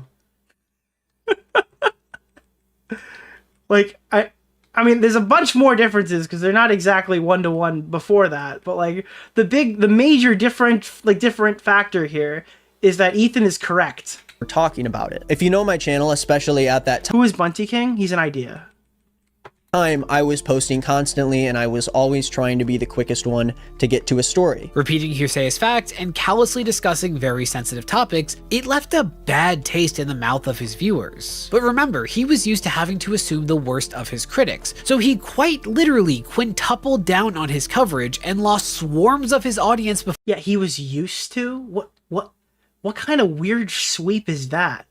Oh, well, he's done it before, so he doesn't have to think critically about it. He's used to being bad at making videos. Before he course corrected. This is the 5th time I've responded to this, and every single time before this, I have done or said things that have made my— This was the 5th apology or the 5th response? Actions even more harmful. Like, he's lost over 200,000 subscribers across 2 channels that were both under 1 million subs. And when he finally did face the criticism, his reasoning for initially refusing to is exactly— Yeah, he's like modern I'm Alex. That's like, he had like an I'm Alex moment. What I described. I wrote off any of the criticism, basically saying that— That's like a more common you can compare him and I'm Alex pretty well. The people who are making videos— Why is this segment so long? It's the channel shoo-in segment. This is like, hey guys, just wanted to let you know that I made good videos before, so you have to watch this one. It's about me weren't credible sources in my eyes. They were responding in bad faith. And this isn't something that I have only done in this situation, but it's something that— How does this relate to Ethan? So he's trying to make the argument that Nick is Not Green started making videos faster, and that's why he reported fucking allegations wrong and doubled down 100 times, is because he started making videos faster. And it connects to his point that Ethan Klein was on a 7-year hiatus from brains, like from like a death spiral, and then on the 7th year he just mentally collapsed because his content was lazy in 2017. I've done like Ethan Klein's 2024 videos got extremely lazy because of the 2017 content switch that had happened retroactively during my past few years on YouTube. The video's a black hole. Yeah, you really can't hope to make. Honestly, Jimmy Robbins is like an eccentric creator, and only really the smartest people can comprehend what he has to say.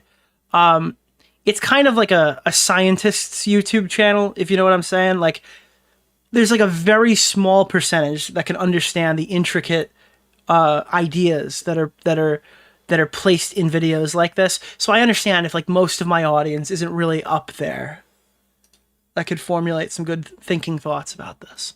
I never really took you have to have like a pretty high IQ to understand Jimmy Robbins. a fair look at what people were saying about me online, because whenever I saw the most aggressive comments, I ignored everything else. Though it is worth noting that Nick dedicated himself to being more ethical going. How could he compare Nick is not green to Ethan when he's getting when CPS is getting called on him? Oh, that's a good question, Reaper. So far in the first 37 minutes of this video, he's decided to just not include that part. So then we don't have to talk about it. You don't have to, if you go through the entire situation and remove all of the critiques about Hasan Piker and then try to explain as to like how crazy he's gotten and stuff, and remove all the negative things that have happened to him, you could actually make a pretty compelling video.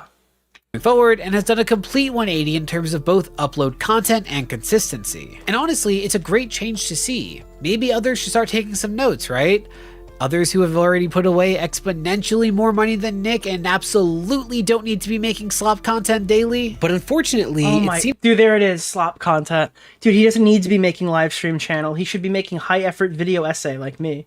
Sorry, streamer. Unfortunately, streaming is now slop. Every streamer, slop temp, okay?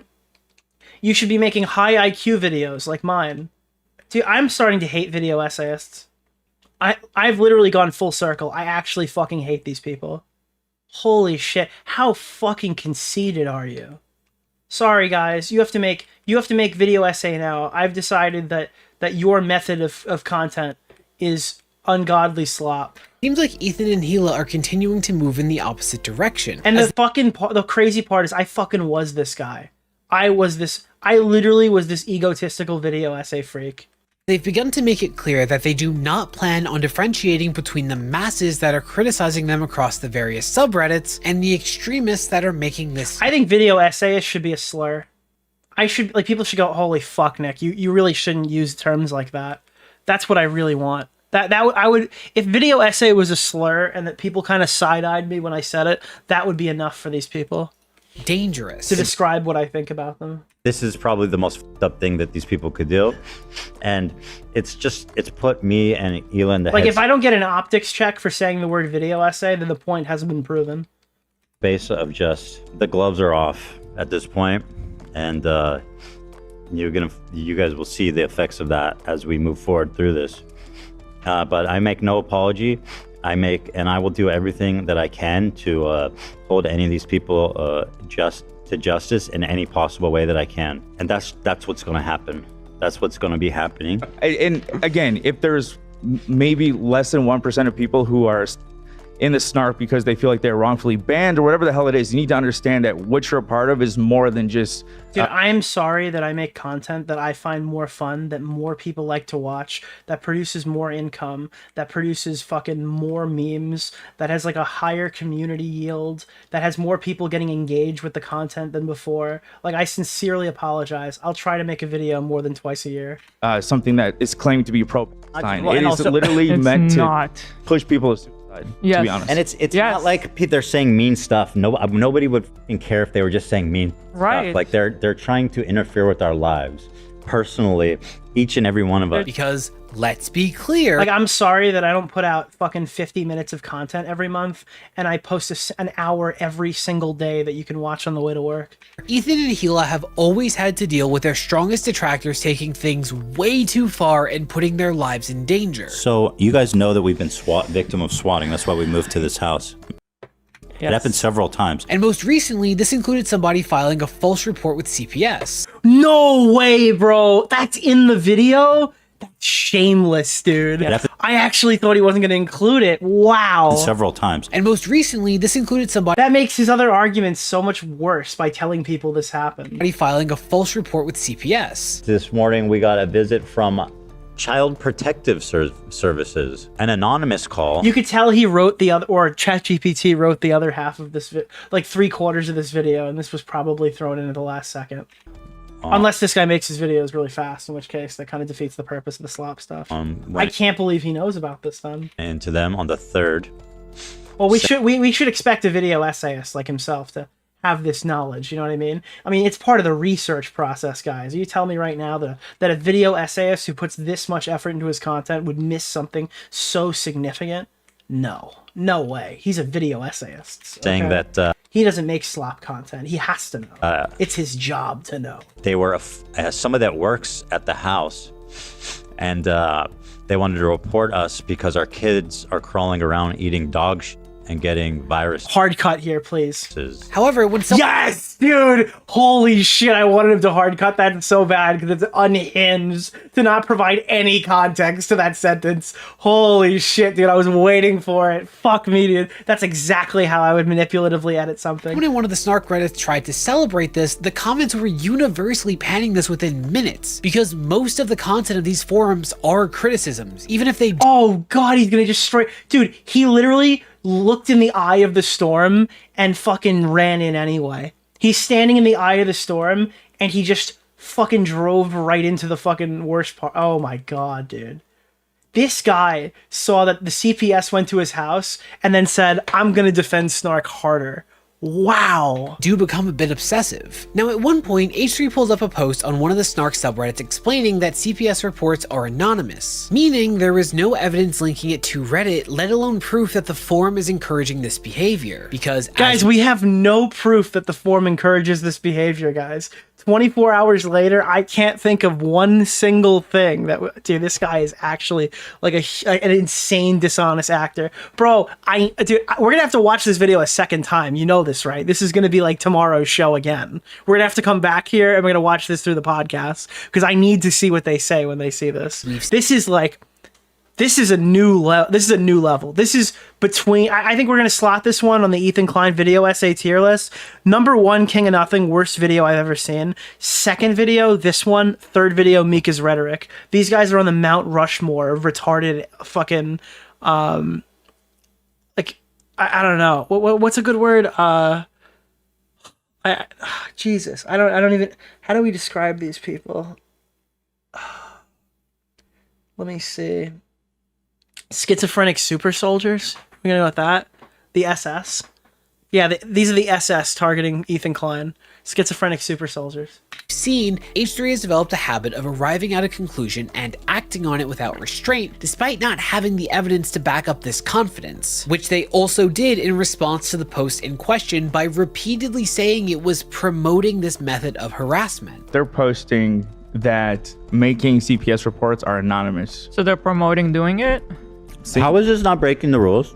Yeah. How is this allowed on Reddit? That's crazy. 2 hours, no moderation, and it has 200 points. Guys, please mass report this. This is just... Wait, is this supposed to be a bad clip? Such a fucking disgusting, blatant violation. No. This is a serious fucking issue. Like this is not... Is this supposed to be like... Am I supposed to feel bad about this? This has to be dealt with. They're targeting his fucking kids, you asshole. Not normal. When there is nothing in the post that remotely suggests that someone should do this. Think for a moment about how much I dissect the exact words that people use. I have no problem calling a spade, but what they're saying just isn't true. It's exactly what I'm describing, equating restrained criticism to the behavior that absolutely does cross the line. Dude, what's more, call it like I see it, dude.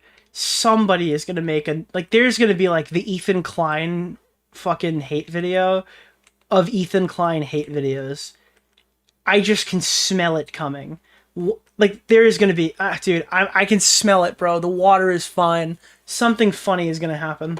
The CPS agent himself had expressed that the report was most likely... I think this is going to be more popular. I think that everyone's going to throw their hat in the ring on these ones, and we're going to get like a meta of being able to react to these bad videos. Filed by someone that knew them personally, though Ethan doesn't even consider the possibility. They were able to provide enough details because of what I said on the show to make it appear that It was somebody. Wait, is he gonna justify the CPS call? He said, like, when he first showed up, he's like, it's somebody that you What? know who made the report. And Okay, I'm like, no, he's not okay. going to. Despite the fact that they had taken their child to the doctor concerning the Oh no, he's gonna justify it. illness that had been flagged down. Sonny went to the What's the name doctor of the today guy to get a poop Keemstar Orbiter? Nick evaluation. Oreo. Oh Mr. no. Oreo. Oh no. Oh no. But I'm pretty sure he has it because the symptoms is like frequent and then extremely foul-smelling diarrhea. And I apologize if it sounds like I'm splitting hairs here, but I truly do believe that it is dangerous to have a platform of this size and make statements of fact that are actually opinion or speculation. Because while I often agree with Ethan and Gila about the most likely scenario that they base their assumptions on, it takes being wrong once for this to become a huge issue. The irony that you're gonna make this fucking stupid argument in a segment explaining a fucking false CPS call is outstanding. I'm like at a loss for fucking words. That's your argument in a segment about a fucking false CPS reporting? Especially when even in the likely scenario that this was targeted harassment, there is zero evidence that this is... Wait, I'm sorry. Fuck you. What? There is zero evidence that this was done maliciously? You're telling me that a week after Bad Empanada published a video that Denim signal boosted, where hundreds of comments spammed call CPS, CPS gets called and goes to his house, it's a coincidence? Are you actually this fucking malicious that this is your argument here? That it's bad for Ethan to call it out? And you case it in like, I would typically agree, but it's dangerous to do this. No, it's not. No, it's fucking not, because they did that shit, dude. What's the name of the guy? Keemstar Orbiter? Nick Oreo. Anything Mr. more than a Oreo. sole actor. Yet they aren't even considering any scenario that goes beyond their gut reaction. Because it's stupid. And you're stupid. Or malicious. I can't tell which yet. But H3 just aren't able to see the shades of gray anymore, which is the end result of... The shades of gray are that the fucking Child Protective Services came to their house, threatened to go to their school, and are coming back to talk to their children about the abuse and the dog shit that they haven't been consuming. This is like absurd. This decade-long... The shades of gray. Feedback loop that evolved into a spiral. As much as I criticize several of their defensive moments, it's understandable when this is how far people are... I think, like, every time a video like this gets posted, it justifies another escalation from Ethan. Like, Ethan gets stronger every time some retard makes a video like this. He just levels up. It's like Alan the Alien when he's about to get killed. He just gets more bulkier. And then Ethan can justify more and more, like, far shit. For taking this. I can't pretend I would be better equipped to handle a situation like this while being It's understandable. I'm sorry, did I miss this? Scenario that goes beyond their gut reactions. But H3 just aren't able to see the shades of gray anymore, which is the end result of this decade-long feedback loop that evolved into a spiral. As much as I criticize several of their defensive moments, it's understandable when this is how far people are taking this. I can't pretend I would be better equipped to handle a situation like No, they're saying it's understandable, I guess, for Ethan, right? this while being They're not saying it's understandable for them to call CPS. I didn't get that from that.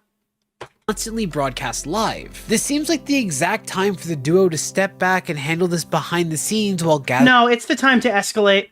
No, I'm sorry. You only get to do this for so long. No, it's the time for lawsuits. It's the time to escalate. It's the time to go for blood. No, it absolutely fucking is. I'm sorry. Gathering information instead of doing anything publicly, but the show must go on, right? And I really do think that the No, it's personal. They went after his family. I don't know.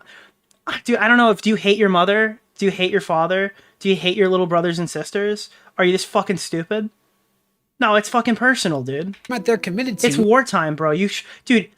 Oh no, they shot first. I don't know. The quote-unquote lazier option is only going to continue making this worse. Anyone paying attention can see a clear cycle of bitterness between H3, their critics, their fans, and other creators. But without the ability to step back, that cycle is just never going to end. Yeah, we need idiots like this to tell us that it's all going back to a 7-year content decision that only surfaced in 2025. That's what we really need. We need to step back and listen to some fucking genius write his fucking AI script video essay to talk about how the pivotal fucking changing moment that sent this whole thing into overdrive occurred 6 years or something before the actual fucking affected behavior took place. But okay, does this mean that any pivot to more efficient content is going to be that creator's? Yeah, that's what it is. If this guy dude, if Ethan Klein goes back to fucking smoking the weed in New York City and walking around vape shops and dancing to like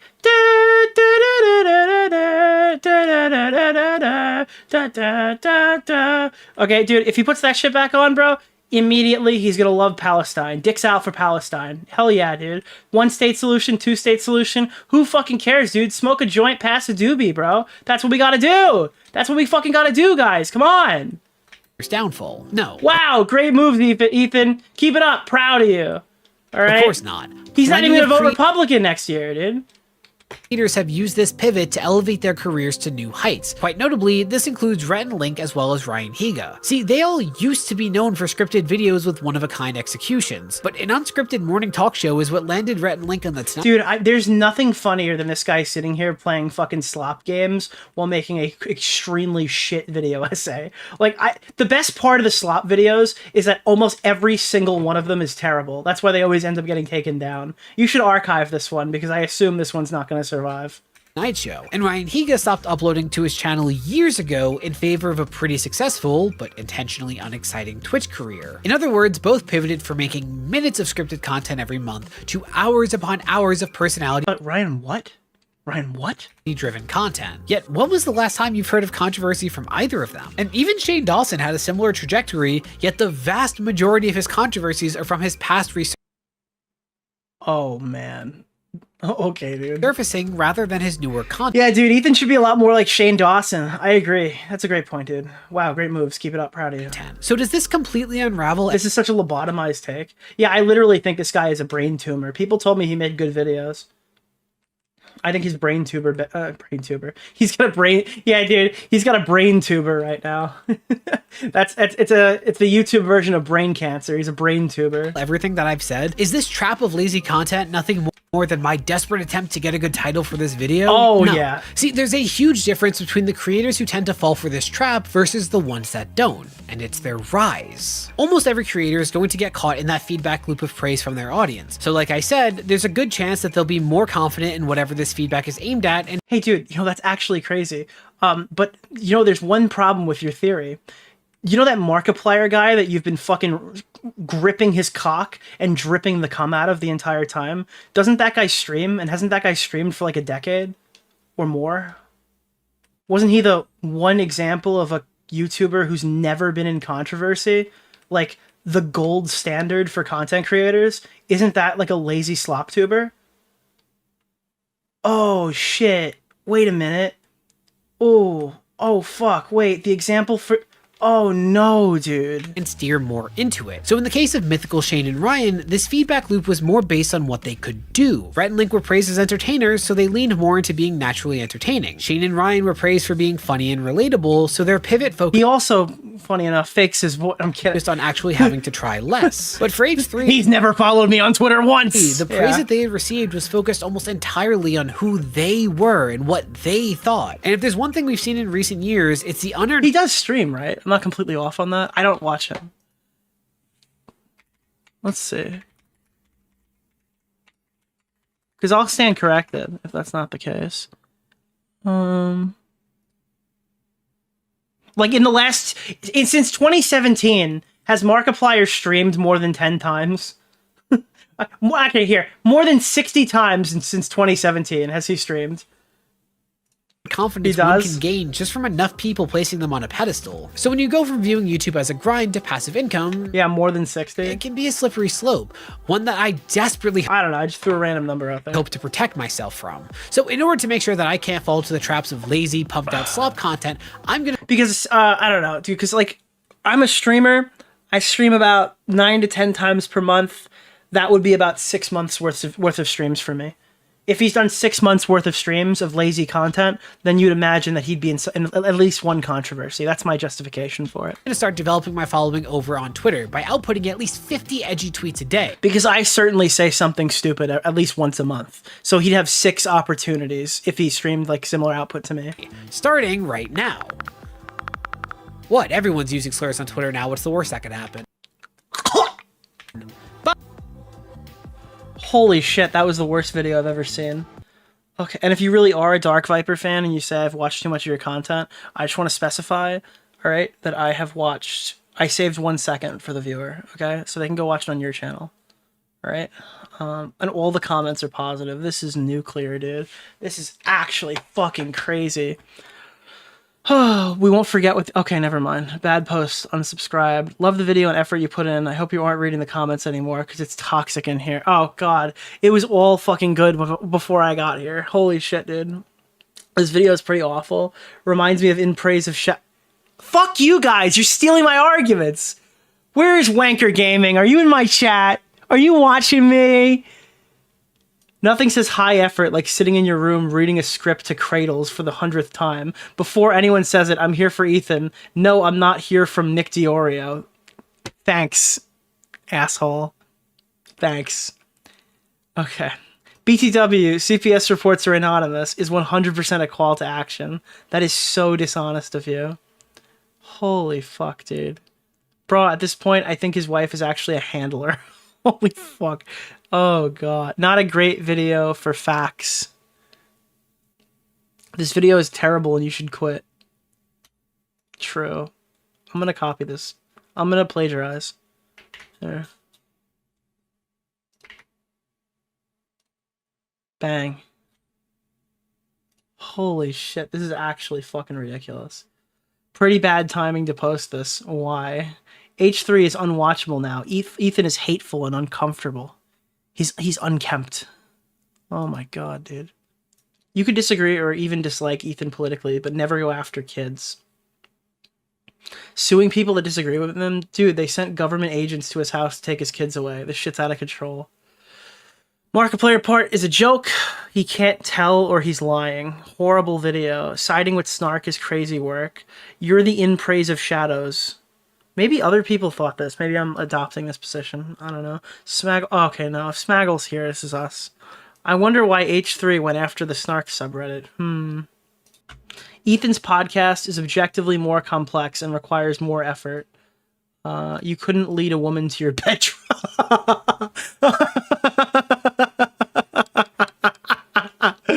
Commentary YouTubers are going to have a grand time with this In Praise of Shadows video. The whole Dark Viper segment is bad. His views on copyright is excessive. Holy shit. You picked maybe the worst day to upload this. Hey Jimmy, just checking in to see if you could pick up on social cues. Fuck me, this is great. I love this. Oh God. Oh, Hasan's a bigger man than me because he doesn't want to wish ill on Ethan despite his constant defamatory statements and weird behavior. For a video claiming that H3 has declined over the past year, there's way too much time spent on highlighting old drama. This video definitely does not reach the quality level I've expected. This is idiotic, bro. You could still delete this. Awful video. Glad you were able to milk Hasan's fan base. It's perfectly normal to realize that you're a normal, uneventful human being. There's really not much you can naturally or artificially involve yourself in, which can be stretched into such a long podcasting schedule. Ethan just ends up in a staring contest with the void as he keeps... I think that he has fun on his streams. I don't think that it's like... this guy's describing the H3 podcast like every episode is a fucking Meat Canyon sketch where he's staring at the wall going... When will it end? When will I get to feed? And then like his mouth opens up and the pizza just fucking fills him. Like I don't dude, I'm sorry. Like I don't okay. Way to victim blame, unsubbed. The Markiplier thing was a bit. Siding with people acting this unhinged toward H3, unsubbing, you're clearly not the person I thought you were. I used to be a fan of them when I was younger, but then my frontal lobes developed. Yeah, okay, dude. This person is obviously fucking... Dude, never mind. Siding with people calling CPS is pretty crazy. Unsubscribing. This video is great proof that you people are completely lost. Ouch, Nick DeOrio called this the worst Ethan Klein hate video of 2025. Shit. How long have I been watching this? Oh, dude. Oh, fuck, bro. Did nobody cover this before? Someone's called me. Understand how everyone can watch H3 over the past year. They've become unwatchable. Hi, Nicholas. Hope the stream is going well. Wait, what? What? I'm sorry. Wait, I thought I was reading my chat. Fucking, dude, no. Wait, that's 4 hours ago. That's before I started streaming. What's going on, dude? I've been live for 4 hours and 40 minutes, but I didn't start covering this until like 2 hours ago. What the fuck, dude? No way. I just fucking completely just died. What the hell? Okay, the criminal lack of view. I feel like this is gonna get a couple more views now. That's what dude. Babe Ruth just pointed into deep right field. Wow, none of this was at all was a reach. It's all super reasonable. All the shots at him staring silently into the camera during the streams make him look coked out. Oh god, this is so fucking great, dude. Holy shit, this video sucks. How many views did it get since we were live? It's got 48,000. Hearing the name H3 used to invoke 2,000 more. Oh boy. Hey! This video is terrible and you should quit. Real. No idea who you are, but I agree. Real. WWW. Jesus Christ. Okay. Okay. Well, we don't want to... Guys, don't give this guy a fucking hard time, obviously. No! Get it off the screen! Alright. That's fucking it for me. We did 4 hours. I was going to do 3. Regular stream soon. I need like 2 days off though. I've literally streamed every other day. I usually stream twice a week. We've done 3 in 5 days.